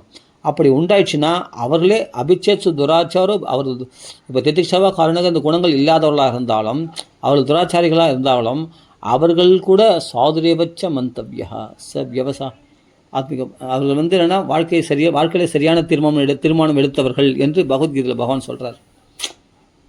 அப்போ பாருங்கள், அப்போது கடைசி வரைக்கும் அவன் அஜ்ஞானியாக இருந்தான். அஜாமலன் அப்படி தான் இருந்தான். ஒரு நாராயண நாமா சொல்லிட்டு நான் கரையேறிட்டேன். அது மாதிரி அந்தே நாராயண ஸ்மிருதி, அந்திம காலத்தில் நாராயண ஸ்மிருதி யாருன்னா சாது வரணும். அதுதான் க்ஷணசங்கேன சாதுஷ்ணு விஷ்ணுதூதர்கள் வந்தாங்க அஜாமலனுக்கு. இவருக்கு தர்தராஷ்டனுக்கு விதுரர் வந்தார், கரையேற்றிட்டார். அப்படி அடைய முடியும். அப்போ சொல்கிறார், மை அனன்யேன பாவேன பக்திம் குர்வந்தி ஏ திருடாம் மத்கிருதே தெக்த கர்மான தெக்த ஜனபாந்தபா. தன் உறவினர்களாக விட்டு தர்தராஷ்டிரன் அதே சுந்தரி எல்லா செயல்களையும் விட்டு வேலைக்கு சாப்பிட்னு இருக்குது, அந்த சாப்பாடு சாப்பிட்றது, அது பண்ணுறது, இதை தூங்குறது, அதெல்லாம் தூக்கி போட்டுட்டு தெக்த கர்மனா தெக்தஸ்ப ஜனபாந்த தன் உறவினர்களாகிய பாண்டவர்களையெல்லாம் விட்டுட்டு நேராக கங்கை கரைக்கு போய் பகவான் நாமத்தை சொல்லி யோகத்தில் பீஷ்மர் முக்தி அடைஞ்ச மாதிரி அடைஞ்சாராம் திருதராஷ்டிரன். அது மாதிரி அடைய முடியும். யார் அதுபோல் என் நிமித்தமாக எல்லாத்தையும் திறந்தவர்களோ, எனக்காக வீடு வாசல்லாம் மறந்தவர்களோ, யார் யக்ஞபத்னிகள்லாம் அப்படி வந்துட்டாங்க, அவர்களுக்கு பலவித தாபங்களால் பாதிக்கப்பட மாட்டார்கள். கணவன்மார்கள் தன்னை மிரட்டுவான்கிற கணவன்மார்கள் புகழ்கிறார்கள். அப்போ எண்ணுக்காக எல்லாத்தையும் திறந்து மத்கிருதே தெக்த கர்மானகா தெக்தஸ்ப ஜன பாந்தவாகா. ஏன்னா அம்பரீஷன் ராஜ்யத்தை கூட பார்த்துக்கலையாம், விட்டுட்டு பகவானே கதியாக இருந்துட்டான். நான் என்ன சொல்கிறேன்னா, பாகவதத்துக்கு வியாக்கியானம் பாகவதத்துலேயே இருக்குது, வேறு எங்கேயும் வெளியே போகணும் கூட அவசியம் இல்லை. வேணும்னா அதுக்காக மற்ற எவ்வளோ பக்தர்கள் இப்போ துக்காராம் தாசர்லாம் கூட சொல்லலாம், அது மாதிரி சொல்லலாம். பாகவத்திலே விடை இருக்கும்போது நம்ம வெளியே போக வேண்டிய அவசியம் இல்லை. ஏன்னா பாகவத்திலே ஓடணும்னு நினைக்கிறவங்க பாகவத்திலே விளக்கம் தேடலாம். அப்படி இல்லைன்னா நீங்கள் வெளியே கூட நம்மளுக்கு எது தெரியுமோ அதுவே அழகாக விளக்கமாக அமையும். பார்த்தோம்னா என்ன சொல்கிறாருங்க, மத்கிருதே தெக்த கர்மனகா பகவத் பக்திக்காக சபைமான கிருஷ்ண பதாரவிந்தோன்னா அதுக்கான சக்கராஜனை எழுந்தருளை செய்து அது ராஜ்யத்தை மந்திரத்தில் ஒப்படைச்சிட்டு இவர் பாட்டுக்கு அனவரதம் சுதந்திரமாக பக்தி பண்ணுறாராம். மத்கிருதே பகவானுக்காக தன்னுடைய செயல்களை விட்டாராம் அம்பரீஷன். துக்காராம் சார் அப்படி தான், எந்த வேலை போல் எதுவும் போல பகவத் பக்தியிலே தலை செஞ்சார். குடும்பத்தை காப்பாற்ற கூட ஞாபகமே இருக்காது. தியாகராய சுவாமிகள்லாம் அப்படி தான் இருந்திருக்காங்க. இப்போ அதெல்லாம் கூட விளக்கமாக சொல்லலாம். அதே மாதிரி பிரகலாதன் இந்த படிப்பை நல்ல படிப்பாகவும் நினைக்கலையாம், வேத படிப்பை. அப்படி இருப்பாங்க மகான்கள்லாம், திறந்துடுவாங்க. அபேத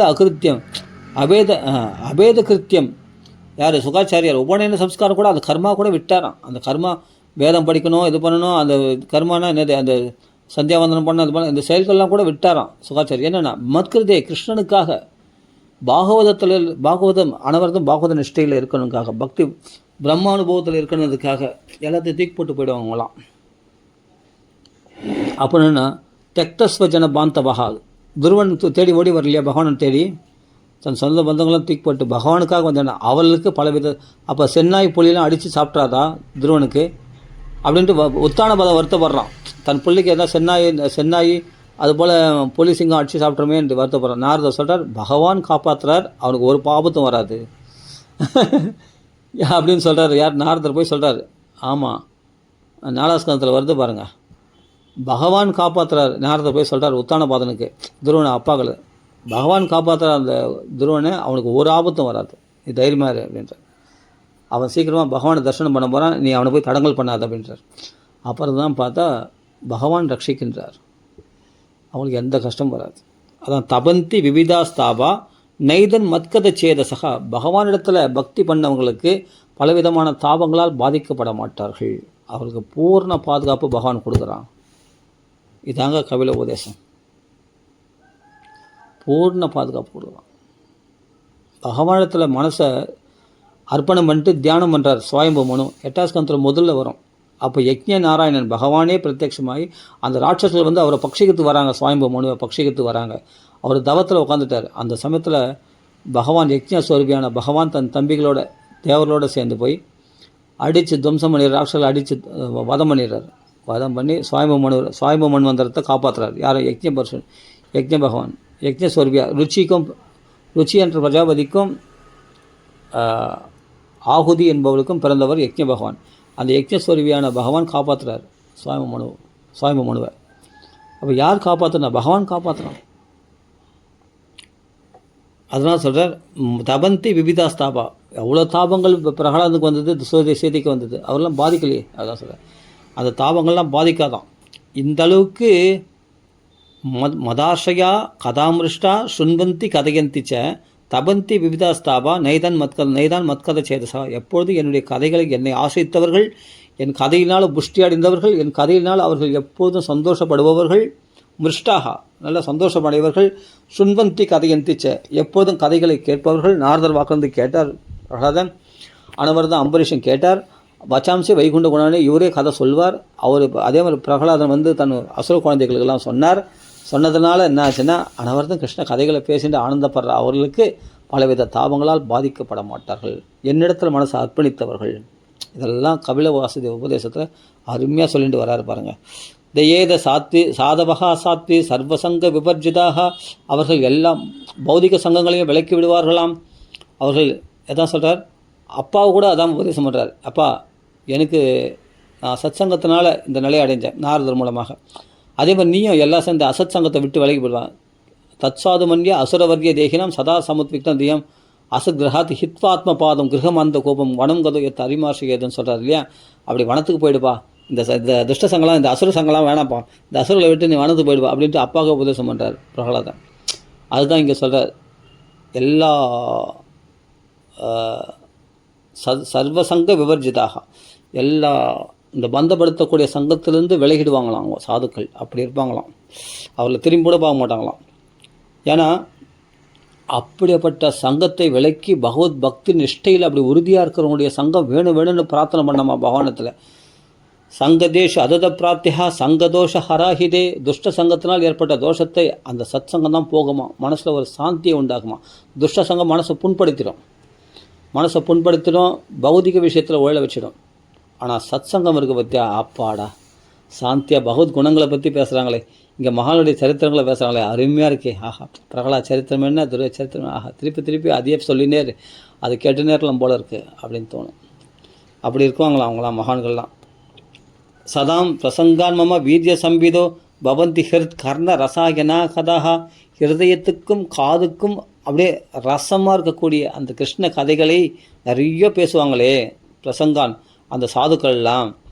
அவருடைய என்னுடைய வீரிய சம்பிதோ, என்னுடைய வீரத்திர பராக்கிரமங்களை பற்றி பேசுவார்களே. ஆஹா, பகவான் நவநீதலை சாப்பிட்டது என்ன, அந்த உரலில் காளியனத்தனம் பண்ணால், கோவத்தன உத்தாரணம் பண்ணால், வாயில் உலகங்கள்லாம் காட்டான். அவனுடைய வீரத்திர பராக்கிரமெல்லாம் அற்புதமானது கிருஷ்ணனுடைய லீலைகள். ஆக ராமர் பாலத்தை அமைச்சார், அப்படியேப்பட்ட 14 லட்சம் 1.5 மூத்தத்தில் வதம் பண்ணார். ராவண கும்பகர்ணில் வதம் பண்ண அவருடைய வீரத்திர பராக்கிரமம் எத்தகையது. அதே சமயத்தில் பார்த்தா ஓங்கி உலகளந்தவனாக பகவான் விண்ணுக்கும் மனுக்கும் அளவே நின்னான். அப்படி நரசிம்மாவதன் எடுத்து இரண்யகசிபு கீழ்ச்சி போட்டான். அப்படி தூணை பலந்துட்டு பகவான் அண்டகடாக்கெல்லாம் வெடிக்கிற மாதிரி ஒரு கர்ஜனை பண்ணான். அப்படின்னு வீரத்திர பராக்கிரமங்கள். அப்படி வராகோதரத்து பூமி உத்தரணம் பண்ண இரண்யாட்சம் வதம் பண்ண, இது மாதிரி வீரத்திர பராக்கிரமங்கள். இதெல்லாம் என்னென்னா அந்த வீரிய சம்பிதம் சதாம் பிரசங்கான் மம வீரிய சம்பிதம். அந்த சாதுக்கள் இதை தவிர வேறு என்ன பேசுவாங்க அப்படின்னு சொல்கிறார். மற்ற மகான் அவனால் பாகவத்தில் இருக்கிற சாதுக்களே எவ்வளோ விஷயங்கள் இருக்குது. இன்னும் வெளியெல்லாம் போனால் பக்த விஜயத்தில் ஒரு சாதுக்கெல்லாம் பார்த்தா துக்காராம் தாஸ்லாம் பார்த்தா நிறைய இருக்குது. எவ்வளோ உதாரணங்கள் கொடுக்கலாம், அவ்வளோ விஷயங்கள் இருக்குது.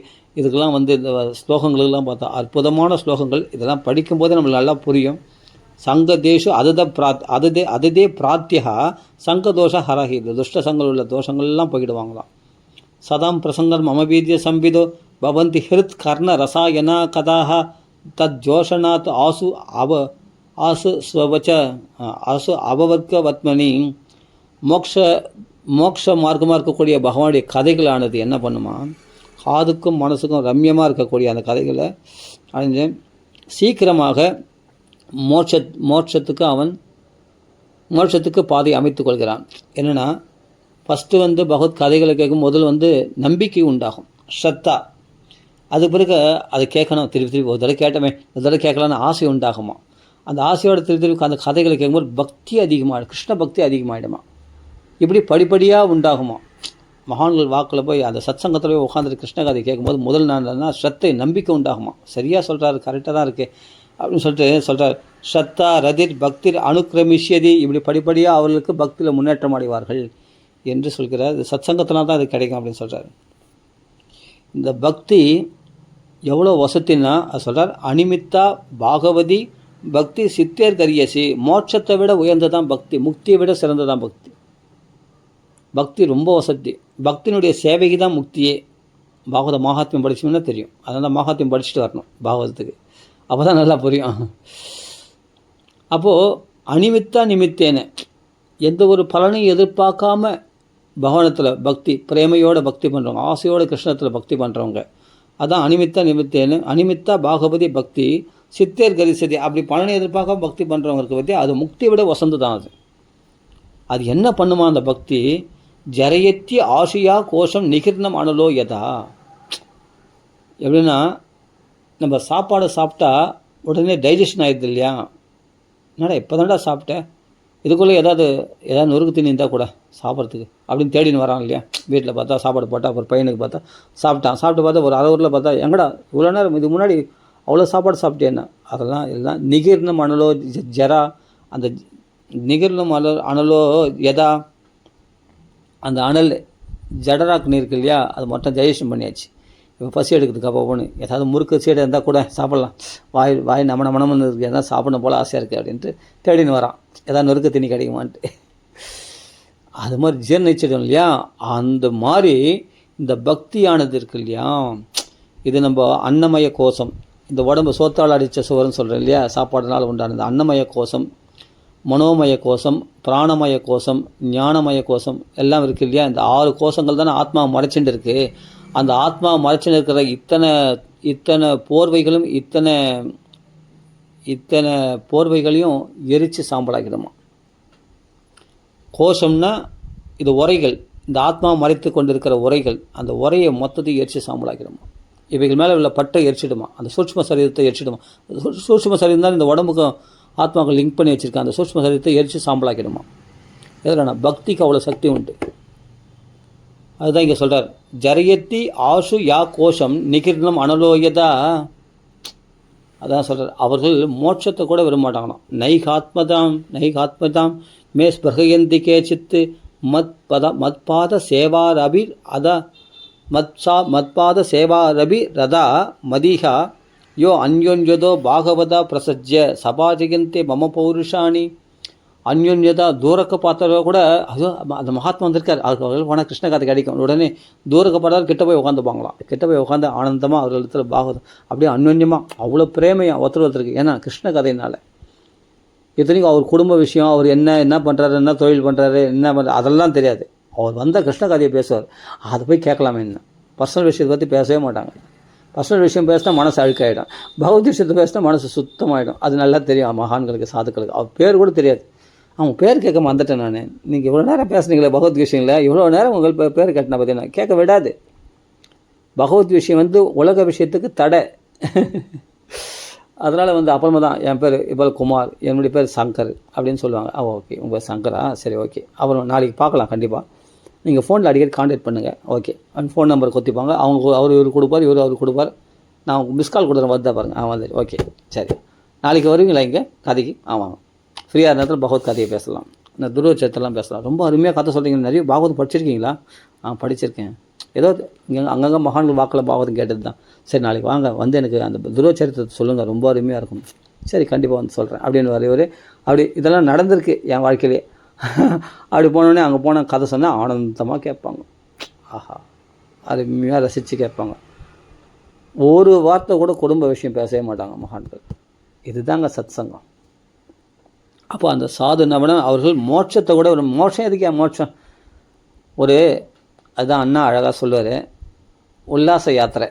அவன் போகிறான்னா படகுல போகிறான், அந்த ஓடக்காரன் நல்லா பாட்டு பாடுறான், பாட்டு கேட்கறதுக்கு அருமையாக இருக்குது, நல்ல தென்றல் காற்று வீசுது, அந்த பீச்சு காற்று நல்லா வீசுது. அந்த படகுல போகிறவன் எப்போ கரையாடி நான் கேட்பான். இன்னும் கொஞ்ச நேரம், அப்பா இன்னும் அழகாக பாடுறான்ப்பா அந்த ஓடக்காரன், அருமையாக இருக்குது. இன்னொரு போட்டிங் இன்னொரு தடவை போகலாமா, இன்னொரு தடவை போட்டிங் போகலாம். எப்போ காசு இருந்தால் கொடுத்த காசுக்கு நல்லா ஓட்டினாயா, நிதானமாக பொறுமையாக ஓட்டினாயா, சூப்பராக இருக்கும். அப்படி போட்டிங்கன்னு ஜாலியாக அந்த உல்லாச யாத்திரையால் அமைஞ்சிடும். இந்த சமுத்திரத்துலேருந்து சம்சார சாகரத்தில், இந்த சாகரத்தில் என்னென்னா போட்டிங் போவானா ஜாலியாக. அந்த சாகரத்தில் எப்போ கரையறணும், எப்போ நீச்சல் அடிக்கிறவனு தான் கஷ்டம். படகுல ஜம்முன்னு போகிறவனுக்கு ஆனந்தமாக இருப்பான். இந்த பகவத் கதையில் ரமிக்கிறவங்களுக்கு மோட்சம் சீக்கிரமாக கொடுக்கக்கூடாதுன்னு நினைப்பானா பகவான். நைகாத்மஜாம், பகவானோட ஐக்கியமாகிற மோட்சத்தை கூட விரும்ப மாட்டானா. அப்போது பாகவதா பிரசஜ்ய அந்யோன்யோதோ பாகவதா பிரசஜ்ய அந்த கிருஷ்ண கதைகளை கேட்டு என்னென்னா என்னை மோட்சம் எங்கே ஓடி போகுது, நம்மளுக்கு கொடுக்காம யாருக்கு கொடுக்க போகிறான் பகவான் அப்படின்ட்டு அவன் பாட்டுக்கு ஆனந்தமாக கிருஷ்ண கதைகளை பேசி ஆனந்தம் சந்தோஷம் அடி வரலாம். இப்படிலாம் மகான்கள் ரமிப்பாங்க கிருஷ்ண கதைகளை பேசி. ஆஹா சொல்கிற பசிதாகம் கூட பாதிக்காதுன்னு கதா மாத்திரைக ஜீவனகா தவ கதாமிரதம் தப்த ஜீவனம் அப்படின்னு சொல்கிறார். 100 வருஷம் கிருஷ்ணனை போய் பார்க்கலையா கோபிகள்லாம். என்னென்ன அவர் கதை இருக்கும்போது தவ கதாமிரதம் இருக்கும்போது நான் ஏன் கிருஷ்ணன் என்ன கதை சொல்லும்போது கிருஷ்ணன் ஹிருதயத்தில் தெரிகிறானே. ஒவ்வொரு ஹிருதயத்துலேயும் இங்கே கோபிகள் பிருந்தாவனத்தில் கிருஷ்ணன் இருக்கிறான், மலையில் கிருஷ்ணன் இருக்கிறான், கோவத்தில் மலையில் போனால் கிருஷ்ணன் தெரிகிறான், பிருந்தாவனத்தில் அந்த யமுனியில் பார்த்தா காளிய நர்த்தனம் பண்ணது கிருஷ்ணன் நல்லா தெரிகிறான், அந்த யமுனி கரையில் ராசலீலை பண்ணது நல்லா தெரியுது. எங்கே போனாலும் கிருஷ்ணன் ஞாபகத்தோட வேறு நினைவே வரல அவங்களுக்கு. உத்தவரே பார்த்து ஆச்சரியப்பட்டார். என்னென்னா மதுரா நகரத்தில் கிருஷ்ணன் இல்லவே இல்லை அப்படின்ட்டார்.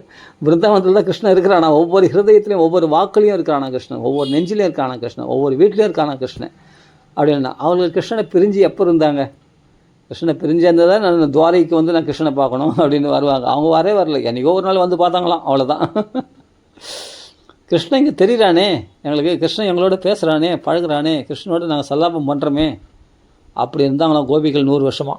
கிருஷ்ணனை பிரிஞ்சிருந்தால் கூட பிரிஞ்சதான் தெரியலையா அப்படின்னு. அப்படி அந்யோன்யதா பாகவத அப்படி கிருஷ்ண கதைகளை பேசி கிருஷ்ணன் ஐக்கியமாக இருக்கிற அவர்கள் மோட்சத்தை கூட விரும்ப மாட்டார்கள்.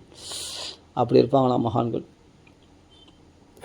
சபாஜியந்தி மம பௌருஷானி அப்படிப்பட்ட அவருடைய கதைகளை பேசுவாங்க. பகவான் வந்து மழை புயல் வந்தபோது பகவான் கோவத்தை வந்து காப்பாற்றுறானே அப்படின்னு சொல்லிட்டு அவர்களே அந்த நிலையை நடித்து காட்டுவாங்களாம் கோபிகள்லாம். அப்படி பண்ணுவாங்களாம். மம பௌருஷானி பகவானுடைய பெருமைகள் அப்படி பேசிப்பாங்களாம் ஒருத்தர். இதை விட வேறு என்னங்க சௌக்கியம். வருஷத்தை அப்படி கேட்குறாருல கதை, அவருடைய கதைகள் அது பௌருஷங்கள் அவருடைய பெருமைகளை பேச பேச பேச பேச இனிக்குமா அது. அப்படி இருப்பாங்களாம் மகான்கள். இதெல்லாம் சொல்கிறார்.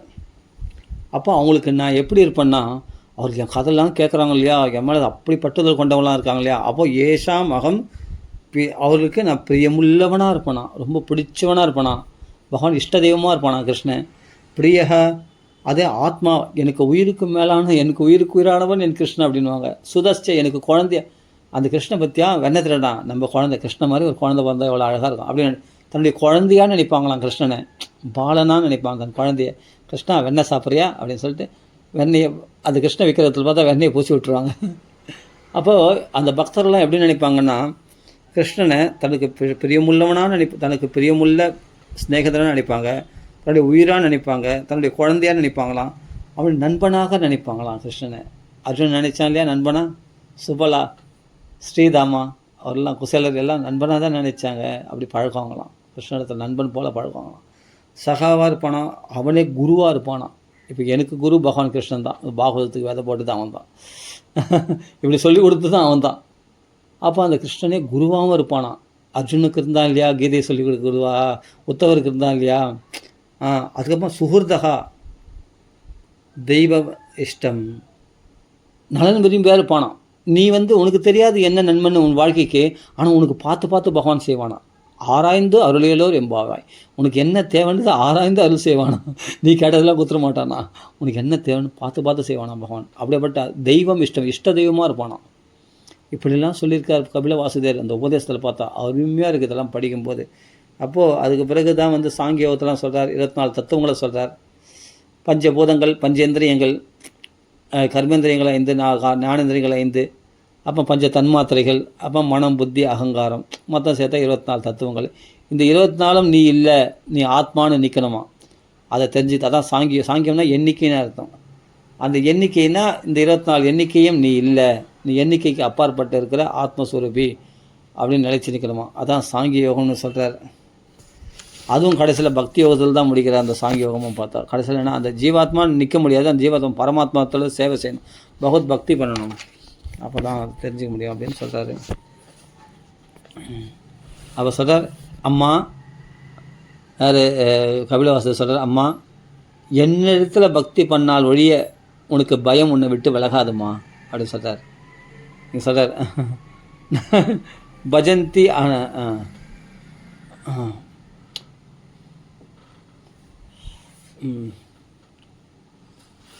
மிருத்யுவை கடக்கணும்னா என்ன தான் வழிபடணும் அப்படின்னு சொல்கிறார். விசுஜ்ய சர்வான் அந்யாம்ச்ச மாமேவம் விஸ்வதோமுகம், உலக சொருபியாக இருக்கக்கூடிய என்னை வந்து எல்லா இடத்துலையும் என்னை பார்க்கணும்.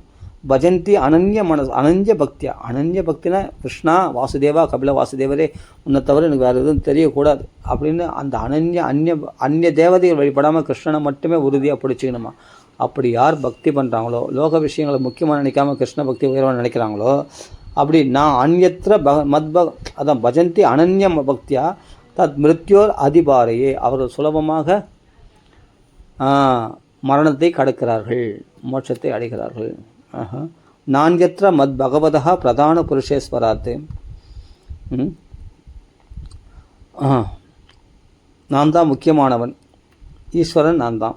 அப்போ என்னிடத்தில் நான் அந்யத்திர, என்னை விட்டு நீ வேறு யார் இடத்துல வழிபட்டாலும் இந்த சம்சார பயம் உன்னை விட்டு விலகாது, இந்த மரண பயம் உன்னை விட்டு விலகாது அப்படின்னு பகவான் அப்படியே கேரண்டியாக சொல்கிறான். கிருஷ்ணனிடத்தில் வந்தால் தான் பயம்னா என்னன்னே தெரியாதான். எத்பிபேதி ஸ்வயம் பயம், பயமே உனக்கு அந்த பயந்து போடும். அவனுக்கு பக்தர்களிடத்தில் வருமா? அவனுடைய நாமத்தை சொன்னாலே பயம் வராது.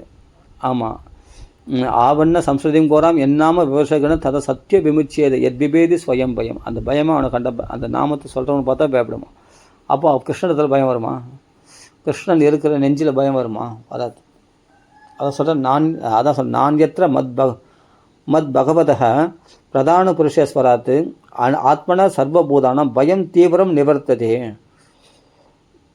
என்னை தவிர வேறு யார் எங்கே போனாலும் உங்களுக்கு தீவிரமான இந்த பயமானது நிவர்த்தி அடையாது. இடத்துல வந்தால் தான் அந்த பயமானது என்னன்னே தெரியாது, அந்தளவு ஆகிடுவாங்க பகவான். அதான் சொல்கிறார், ஞான வைராக்கிய யுக்தேன பக்தி யோகேன யோகினஹா சேமாய பாதம் மூலமே பிரவிசந்தி அகுதோபயம். பயமற்ற நிலை அடையணும்னா ஞான வைராக்கியத்தோடு கூடிய, ஞானம்னா பண்ணு வைராக்கியம் அது கூட தேவையில்லை, வெறும் பக்தியே போதும். அப்படி ஞானிகளாக சில பேர் இருப்பாங்க, வைராக்கிய சில பேர் யோகிகளாக இருப்பாங்க. அதெல்லாம் பக்தியோடு கூடியதாக இருந்தால் தான் இந்த பயமற்ற நிலையாகிய மோட்சத்தை அடைய முடியும். அகுதோபயம் அதுதான் சேமாய பாதம் மூலம். என்னுடைய பாத திருவடி இருக்கு இல்லையா, அதுதான் சிறந்த பாதுகாப்பை கொடுக்கக்கூடியதான், சேமத்தை கொடுக்கக்கூடியதான் பாதுகாப்பு. அதை விட உனக்கு சிறந்த பாதுகாப்பு எதுவும் கிடையாது. சேமாய பாதம் மூலமே பிரவிசந்தி. அப்போ என்னென்னா எதில் பிரவேசிக்கிறேன்னா அகுதோ பயமற்ற மோட்சத்தில் நீ பிரவேசிக்க முடியும் அப்படின்னு நீங்கள் கேரண்டி கொடுக்குறாரு. ஞான வைராக்கியத்தோடு கூடிய பக்தி யார் பண்ணா? சுகாச்சாரியர் பண்ணியிருக்காங்க, சனகாதி முனிவர்கள் பண்ணியிருக்காங்க, பரதயோகேஸ்வரர் பண்ணியிருக்காரு, எவ்வளோ மகாத்மாக்கள். வெறும் பக்தி மட்டும் பண்ணவங்க யாருன்னா கோபிகைகள், பிரகலாதன், அதெல்லாம் நல்லா பண்ணியிருக்காங்க. ஞானம் இருக்குது பிரகலாதுக்கு இருந்தால் கூட அவர் பக்தி மட்டும்தான் பண்ணார். அவர் ஸ்மரண பக்தி, எப்பொழுதும் கோவிந்த நாம சங்கீதம், நாராயண பகவான் நாம சொன்னார். ஏன்னா நாரதருடைய சிஷ்யன், அதனால் பக்தியில் அப்படி தீவிரமாக இறங்கினார் பிரகலாத சுவாமி. இப்படி நம்ம அழகாக சொல்லலாம். இவ்வளோ விஷயம் இந்த கபில வாசுதேவர் உபதேசத்தில் இதுவே போதும் தோன்றி எனக்கு. கபில வாசுதேவர் உபதேசத்தில் இன்னும் நிறைய இருக்குது, ஆனால் இதுவே அருமையாக இருக்குது. இந்த ஸ்லோகங்களே திருப்பி மனப்பாடம் பண்ணால் போதும் எனக்கு. இப்போ நான் சொன்ன இந்த அத்தியாயம் மட்டுமே, எத்தனாவது அத்தியாயம்? பஞ்சவிம்சம். அதாவது என்னென்னா 25வது அத்தியாயம். இதுவுமே திருப்பி படிக்கணும் போல் ஆசையாக இருக்குது, அருமையாக இருக்குது பாருங்கள். பிரசங்கம் அச்சரம் பாசம் ஆத்மன கவயோ விதுகு சயேஷ சாதுஷு கிருதோ மோக்ஷத்வாரம் அபாவிரதம் திதிக்ஷவா காருணிகா சுஹൃதா சர்வதேகினம் அஜாதசத்ரவா சாந்தா சாதவா சாதுபூஷணா மயி அனன்யேன பாவேன பக்திம் குர்வந்தி ஏதிருடாம் மத்கிருதே தியக்த கர்மணः தியக்த ஸ்வஜனபாந்தவாः மதாசயः கதாமிருஷ்டः शृण्वन्ति கதயந்தி ச தபந்தி விவிதாஸ்தாவா நைதன் மத்கத சேதசः ஏதே சாதவः சாத்வி சர்வசங்க விவர்ஜிதாः சங்கதேஷு அததே பிராத்திய சங்கதோஷ ஹராயதே சதாம் பிரசங்கால் மம வித்ய சம்விதோ பவந்தி ஹிருத் கர்ண ரசாயனா கதா தத்ஜோஷனாத் ஆசு அபவர்க்கவத்மனி சத்தாரதிர் பக்திர் அனுக்கிரமிஷ்யதி. பா எவ்வளோ விஷயம் சொல்லியிருக்காருப்பா. அப்போ நான் சொன்னேன், நம்ம அனிமித்தா பாகவதி பக்திர் சித்திர் கரியசி பக்தியோட வசந்த தான் பக்தி. ஜரியத்தி ஆசியா கோஷம் நிகர்ணம் அனலோ எரிச்ச நம்ம சூட்ச்ம சரீரத்தை அந்த தேகத்துக்கும் ஆத்மா இருக்கிற லிங்க் ஆகி அந்த சூட்ச்ம சரீர மனசை அப்படியே எரித்து சாம்பல் ஆக்கிடுமா. அப்படியேப்பட்டு தான் அது. நைகாத்மதாம் மே ஸ்பிருஹயந்தி கேச்சித் மத்பாத சேவா அபிரதா மதிகா யோ அந்யோன்யுத பாகவதா பிரசஜ்ய சபாஜியந்தி மம பௌருஷாணி. என்னுடைய பௌருஷங்கள், என்னுடைய வீரத்தின் பராக்கிரமங்களை பேசுறது தான் சொல்கிறார். பயம் என்னை விட்டு வேறு எதுவும் பயம் நிவர்த்தி ஆடியாது சொல்கிறார். நான் அந்யத்திர மத் பகவதா பிரதான புருஷேஸ்வராத் ஆத்மனः சர்வபூதானம் பயம் தீவிரம் நிவர்த்ததே அப்படின்னு சொல்கிறார். அவர் சொல்கிறார், மத்பயாத் வாதிவாதோயம் சூரியஸ்தபதி மத்பயாத். எனக்கு பயந்து தேவர்கள்லாம் கூட என் கட்டளை அனுசரித்து தான் அவரோட வேலைகளை செய்கிறார்களாம். தேவரெல்லாம் கூட மத்பயாத் வாதிவாதோயம். காற்று இஷ்டப்படி வீசுதுன்னா அது இஷ்டப்படி வீசலை, என் இஷ்டப்படி தான் அது வீசுது.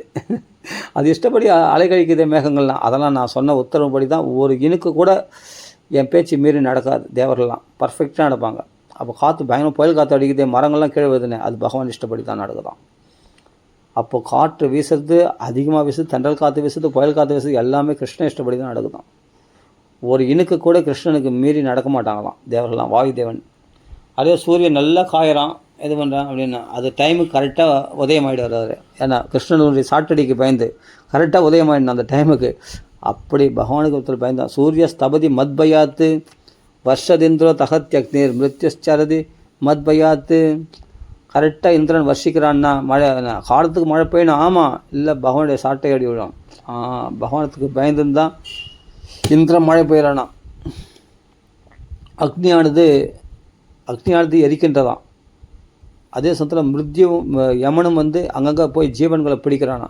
மிருத்யு தாவத் பஞ்சமோ அதி மிருத்யு தாவத் பஞ்சமோ இது அப்படின்னு சொல்கிறேன் இல்லையா. மிருத்யு அங்கங்கே ஓடுறான்னா உயிர்களை பிடிக்கிறது. அது பகவான் கட்டளையிட்டதுனால அந்த வேலை செய்கிறாராம். அவன் இஷ்டப்படி எதுவும் செய்ய முடியாது. எல்லாம் பகவான் இஷ்டப்படி தான். ஒவ்வொரு இணுக்கும் ஒரு கடுகளவு எல்லாமே பகவான் இஷ்டப்படி தான் நடக்குது. ஒரு இம்மி அசைஞ்சால் கூட அது பகவான் இஷ்டப்படி தான் அசையுது. அவன் சங்கல்பம் இல்லை, எல்லாம் அவனுக்கு பயந்து தான். இந்த தேவர்கள்லாம் யமனோ சரி, இந்திரனோ வருணனோ அக்னி பகவானோ எல்லாருமே அவனுக்கு, வாயு பகவான் எல்லாமே அவனுடைய சாட்டடிக்கு பயந்து தான் அவர்களோட தொழில்களை செவ்வனே செய்கிறார்களாம். அதனால் காலத்தில் கரெக்டாக எல்லாம் செயல்படுறாங்க. அப்போ பகவானுக்கு பயந்து தான் இவரெல்லாம் செயல்படணும். அப்போ பகவானை தான் நம்ம ஆசிரிக்கணும். அப்போ அவனை ஆசிரித்தா தான் நம்ம பயங்கள்லாம் போகும். அப்போ தேவர்களே பயந்து நடுங்கிறாங்க, பகவானை பயப்படுறானா. அப்போ அவனை ஆசிரித்தவர் தான் நம்மளுடைய பயங்கள்லாம் விலகும். இந்த தேவர்களாலேயோ மற்ற பூதவாசி மற்ற ஜீவராசியில் வரக்கூடிய பயங்கள்லாம் நம்ம விட்டு விலகும் அப்படின்னு சொல்கிறார். அதனால் என்னிடத்துல வந்தால் தான் பயம் விலகும், மற்ற இடத்துல போனால் பயம்தான் வரும் அப்படின்னு சொல்கிறார். நான் அந்நியத்திர அப்படின்றார். மத் பகவத பிரதான புருஷேஸ்வராத் ஆத்மன சர்வபோதனம் பயம் தீவிரம் நிவர்த்ததே. தீவிரமான பயம் விலகாது வேறு எதனாலையும் அப்படின்றார். சரி, சாங்கிய யோகத்தை பற்றி சொல்லிட்டோம். 24 தத்துவங்கள் இருக்கு இல்லையா. அந்த 24 இல்லை, 25 புருஷனாக இருக்கக்கூடிய இந்த ஜீவாத்மா தான். புரின்னா இந்த உடம்பு, அதில் அபிமானம் கொண்டவனாக இருக்கிறது தான் புருஷன்னு பேர் இந்த ஜீவாத்மாவுக்கு. அந்த ஆத்மா வேறு, இந்த 24 தத்துவங்கள் வேறு. அந்த பஞ்சபூதமான உடலும் பஞ்ச இந்திரியங்களும் ஞானேந்திரியம் கர்மேந்திரியம் போன்ற 10, 20, 15 அப்புறம் பஞ்சபூதங்கள், அப்புறம் பஞ்ச தன்மாத்திரைகள் இருக்கு இல்லையா. அதெல்லாம் அவைகள்லாம் சேர்த்து மொத்தம் 20. அப்போ மனம் புத்தி அகங்காரம் 23, 24 சித்தம்னு சொல்கிறான் 24. அப்போ 25வது புருஷ தத்துவம். புருஷ தத்துவம் ஜீவாத்மா. இந்த ஆத்மா வேறு இல்லை, ஆத்மா வேறு, இந்த உடல் வேறு அப்படின்னு நம்ம தெரிஞ்சுக்கணுமா. அதான் சாங்கியம். அந்த எண்ணிக்கை கடந்தவன் தான் ஆத்மா அப்படின்னு தெரிஞ்சுக்கணும். சாங்கியாச்சாரியர் அதை சொல்கிறாரு. சரி, அந்த ஆத்மா வேறு உடல் வேறுன்னு எப்படி பிரிக்க முடியும்னா அது ஒரு உதாரணம் சொல்கிறாரு, ரொம்ப அருமையாக இருக்கு. அது பார்க்கலாமா. பிரகிருதிஸ்தோ அபிபுருஷோ நாஜ்யதே பிரகிருதை குணகி அபிகாரத்தை அகோதத்வாத்து நிர்குணத்வாத்து ஜலார்கவத்து. அருமையான ஒரு ஸ்லோகம் இது. பிரகிருதிஸ்தோ அபிபுருஷோ, இந்த பிரகிருதின்றது இந்த உடல், இந்த இயற்கை, ஜட இயற்கை அப்படின்னு சொல்கிறோம். இதில் புருஷன்னா ஆத்மா. இந்த ஆத்மா இருக்கு இல்லையா, அந்த பிரகிருதியானது இந்த பிரகிருதியுடைய குணங்களில் ஆத்மா சம்மந்தப்படுறது கிடையாது. நல்லா புரிஞ்சுக்கணும். இது எப்படின்னா ரொம்ப முக்கியமாக கவனிக்கணும். அபிகாராத்து இதில் விகாரம் அடையிறது இல்லை. குணங்களால் விகாரம் அடைகிறோம். கோபம் வருது, காமம் வருது, எல்லாம் விகாரங்கள் இல்லையா. ஆனால் ஆத்மாவுக்கு கோபமும் கிடையாது, காமம் கிடையாது, எதுவும் கிடையாது. ஏன்னா அகத்துவத்து அது எதுவும் செய்கிறதும் கிடையாது. அது எந்த செயல்களையும் ஈடுபடுறது கிடையாது. குணங்கள் தான் செயல்படுது. இந்த உடம்பு தான் செயல்படுத்தே தவிர மனசு இயங்குதுன்னு இருக்குது, உடல் இயங்கின்னு இருக்குது. ஆனால் ஆத்மா அது இயக்கம், ஆனால் அது இயக்கத்தில் இல்லாமல் இருக்குது. ஆனால் எல்லாத்துக்கும் இயக்கத்தை கொடுக்குற சக்தி அதுதான். அதனால் அது இயக்கம் ரொம்ப ஃபாஸ்ட்டாக இயங்குது. ஆத்மா ஆனால் எப்பொழுதும் சைதன்யமாக இருக்குது. சைதன்ய நிலையில் இருக்குதுன்னா அது எப்போவும் விழிப்புணர்வோடு இருக்கிறது, ஆத்மா சாட்சியாக இருக்கிறது. அந்த ஆத்மா வந்து என்னென்னா இந்த பிரகிருதி குணங்களில் சம்மந்தப்படுறதில்லை, சம்மந்தப்பட்டது போல் இருக்குது. அப்போ நாம் செய்யக்கூடிய செயல்களுடைய செயல்கள் வந்து நான் செய்தேன்னு சொல்கிறேன் இல்லையா, உண்மையிலே நீ செய்யலை. நீ யாருன்னா நீ ஆத்மா. இந்த உடம்பு தான் செய்கிறது, மனசு செயல்படுது. அப்போது உடம்பு மனசு தனியாக செயல்படுமா உயிர் இல்லாமல்னா? அந்த உயிர் அதான் அந்த உயிர் சக்தியாகிய அந்த ஆத்மா கொடுக்குற சக்தினால் அவர்கள் செயல்படுது. ஆனால் ஆத்மா நேரடியாக சம்மந்தம் கொள்றதில்லை. இந்த மனசு செய்யக்கூடிய செயல்களுக்கோ உடல் செய்யக்கூடிய செயலுக்கு ஆத்மா சம்மந்தப்படுறதில்லை அப்படின்னு தெரிஞ்சுக்கணும். இது எப்படி புரிஞ்சிக்குதுன்னா, இதுலேயே உதாரணம் கொடுத்துருக்காங்க. இதுக்கு விளக்கம் தெரியணும்னா ஈஸியாக புரிஞ்சுக்கலாம். இதுக்கு விளக்கம் வந்து இதிலே கொடுத்துருக்காங்க. ஜல அர்க்கவத்து அப்படின்னு ஒரு பதம் இருக்குது. ஜல அர்க்கவத்துனா ஆகாசத்தில் தெரிகிற சூரியன் வந்து பார்த்தா நல்லா பளிங்கரமாக இருக்குது. ஆனால் அதனுடைய ஜலன்னா தண்ணியில் அது பிரதிபிம்பிக்கிற சூரியன் பார்த்தா அழுக்காக இருக்குது. ஏன்னா தண்ணியில் இருக்கிற அழுக்கு வந்து சூரியன் அழுக்கு உள்ளதாக தோன்றுகிறது. அதே மாதிரி நம் மனசில் உள்ள கவலைகள் வந்து ஆத்மா மேலே ஆரோபிக்கப்படுகிறது. அந்த ஜீவாத்மா கவலை உள்ளவன் போல் காட்சியளிக்கின்றது. உண்மையிலே ஆத்மா சுகமும் இல்லை துக்கமும் இல்லை. ஜீவாத்மா என்றைக்கும் பளிங்கரமாக சூரியன் போல் பிரகாசமாக தான் இருக்குது. ஆனால் தண்ணியில் தெரிகிற சூரியன் பார்த்தா அந்த சூரியனே நம்ம அழுக்கடைஞ்ச மாதிரி, அந்த தண்ணி அழுக்காகிறதுனால அழுக்கடைஞ்ச மாதிரி தெரியுது. அந்த தண்ணி அலைப்பாயத்தை பார்த்தா சூரியனே நம்ம வடிகட்ட அப்படின்னு வளையிற மாதிரி இருக்கும். சூரியன் வளையுமா? சூரியனை வளைக்க முடியுமா? ஆனால் தண்ணி வளையும். அந்த தண்ணியில் பார்த்தா ஒரு அலை மாதிரி வளையுது இல்லையா, அது மாதிரி பார்த்தா வளைஞ்சு போகிற மாதிரி இருக்குது. அப்போ ஆத்மாவும் பார்த்தா நெகிழும் தன்மை உடையதாக, அதே சமயத்தில் கோபப்படக்கூடியதாக, அப்படியே அழிஞ்சு போகிறதாக, இந்த உடம்பு அழிஞ்சு போனால் தானே அழிஞ்சு போன மாதிரி நினச்சிக்கிறது, நஷ்டப்படுற மாதிரி நினச்சிக்கிறது, சுகம் வந்தால் சுகம் வந்த மாதிரி நினைக்குது. இந்த வளைவு அதுக்கு வளைஞ்சு கொடுக்குது இல்லையா இந்த மனசு, அது ஆத்மான்னு நினச்சிடறோம் நாம். ஆத்மா அதெல்லாம் வளைஞ்சு கொடுக்காது. இதுக்கும் ஆத்மாவுக்கும் சம்மந்தமே கிடையாது. எப்படி உண்மையான சூரியனுக்கும் இந்த தண்ணியில் பிரதிபிக்கிற சூரியனுக்கும் சம்மந்தம் இல்லையோ, ஆனால் அதனுடைய ரிஃப்ளெக்ஷன் தான் அதனுடைய ஒளிக்கிரணங்கள் தான் அந்த தண்ணியில் பட்டு அது ரிஃப்ளெக்ஷன் ஆகுது. ஆனால் இது ஒரிஜினல் சூரியன் இல்லை, அந்த சூரியனுடைய அம்சம் இது. அதே மாதிரி பரமாத்மனுடைய அம்சம் இந்த ஜீவாத்மா. உண்மையிலேயே அந்த ஜீவாத்மா பிரகிருதியில் மாட்டின்ட்டு அந்த பிரகிருதியில் நடந்தக்கூடிய விஷயங்கள் தான் தான் காரணம்னு சொல்லிகிட்டு இருக்குது. நாம் அப்படி தான் நாமெல்லாம் யாருன்னா நம்மளாம் ஆத்மாக்கள் தான், இந்த உடம்பு கிடையாது. அப்போ அது புரிஞ்சுக்கணும். அது வந்து சூரியன் போல் நம்ம பிரகாசமாக இருக்க வேண்டியவர்கள். ஆனால் தண்ணியில் மாட்டின்ட்டு இப்படி தண்ணியில் கலங்கப்பட்டது மாதிரி தனக்கே கலங்கப்பட்ட மாதிரி தோணுது. அதான் சூரியனை பார்த்தா. அதே மாதிரி அலைப்பாயம் தண்ணி விடுது. அதே சமயம் மங்களாக தெரியுது பார்த்தா சூரியன் தண்ணியில் பார்த்தா. அப்படி ஆகாசத்தில் நிமிர்ந்து பார்த்தா பளிங்கரமாக தெரியுது. அதுபோல் இந்த தமோ குணம் ரஜோகுணத்தினால என்னென்னா இந்த ஆத்மா அந்தளவுக்கு பிரகாசிக்கிறதில்லை, மங்களாக இருக்குது இல்லையா அப்படின்னு புரிஞ்சுக்கணுமா. இது அவ்வளோ உதாரணங்கள் அழகாக சொல்கிறார் ஜலார்க்கவத்துன்ற பதத்தில். எல்லாமே அதுலேயே பாருங்கள், பாகவத்துக்கு விளக்கம் பாகவத்துலேயே இருக்குது, வேறு எங்கேயும் போவேணாம், அது உண்மையாக இருக்குது. அப்போ இது மாதிரி சொல்கிறார். அப்போ இது எதனால் அதை சரி பண்ணணுன்னா பக்தி யோகேன தீவிரேன விரக்தியாச்ச நயத் வசம். பக்தி யோகத்தில் தீவிரமான பக்தி யோகத்தினால்தான் இந்த நிலையானது. இப்போ நான் சொல்கிறதுக்கு ஈஸியாக இருக்குது, ஆனால் நான் ஆத்மானு நினைக்க முடியலையே. இந்த குணங்களில் உட்பட்டு நான் கோபிஷ்டனாகவும் காமகுணாவாக நான் காணப்படுகிறேனே. இந்த தேகத்துக்கு சம்மந்தப்பட்டவனா, இந்த அம்மா என்னுடைய அம்மா, இந்த அப்பா என் அப்பா அப்படின்னு நான் உறவு கொண்டாடுறேனே. வேலைக்கு பசி எடுக்குதே, நான் கரெக்டாக வேலைக்கு சாப்பிட்றேன். அவங்கள பார்த்தா எனக்கு கோபம் வருது, அவங்கள பார்த்தா எரிச்சல் வருது, ஒருத்தரை பார்த்தா ஆசையாக இருக்குது, ஒருத்தரை பார்த்தா பாசமாக இருக்குது, ஒருத்தரை பார்த்தா அன்பாக இருக்குது. இதெல்லாம் ஏன் வருது? இதெல்லாம் இந்த மாற்றங்கள் நான் இந்த பிரகிருதியுடைய குணங்களுக்கு தனக்கே வந்ததான் நினைக்கிறதுனால தான் இல்லையா. அப்போ பகவானிடத்தில் இது அப்படியே திருப்பினோமா, பக்தியில் திருப்பும்போது பாசமும் கிடையாது, நேசம் எதிராளியும் கிடையாது, நமக்கு விரோதியும் கிடையாது, எதுவுமே கிடையாது. அதான் சொல்கிறேன், பக்தி யோகேன தீவிரேன விரக்தியா, அப்படியே வைராக்கியமாக எல்லா தோஷம் விட்டவனாக பகவானிடத்தில் தீவிரமாக பக்தி கொண்டவனாக, அப்படி பகவானிடத்தில் திருடமான பகவானிடத்தில் அதிகமான பிரேமை உடையவனாக யார் பண்ணுறாங்களோ அவன் நயத் வசம். அப்போது இந்த பிரகிருதிக்கு வசப்பட மாட்டான் அவன் அப்படின்னு சொல்லப்படுகிறது. அப்போது தேவஹூதி அம்மா கேட்குறா, நீங்கள் எல்லாம் சொல்கிறீங்க கரெக்டு தான், அது இன்னொரு பகுதியில் பார்க்கலாமா? தேவஹூதி அம்மா கேட்குற கேள்விக்கு இன்னும் அருமையான பதில் தான் சொல்ல போகிறாரு. அதெல்லாம் இன்னும் படிக்க ரொம்ப சுவாரஸ்யமாக இருக்கும். எனக்கு இதுவே திருப்தியாக இருக்குது. இப்போ போய் அந்த ஸ்லோகத்தை இப்போ அந்த முதல்ல 25 திருப்பி படிக்கணும் போல் ஆசையாக இருக்குது. நல்லா இருக்குது அதுவே.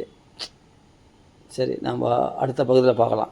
தியான யோகத்தை சொல்ல போகிறார், அதாவது தேவகூதி அம்மா கேட்குற கேள்விக்கு பதிலாக தியான யோகத்தை சொல்ல போகிறார். அதை நம்ம அடுத்த பகுதியில் பார்க்கலாம். ரொம்ப இதெல்லாம் நிதானமாக பார்க்கணும். இதெல்லாம் சப்தாக முறையில் பார்க்கறதெல்லாம் முடியாது.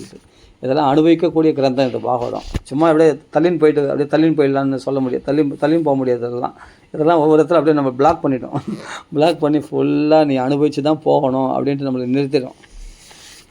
எப்படியாப்பட்ட அனுபவமாக இருக்குங்க இந்த ஸ்லோகங்கள்லாம்.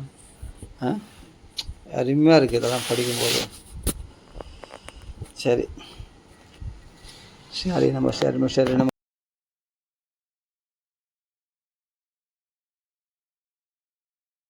ஆஞ்சநேய சுவாமிக்கு ஜெய்.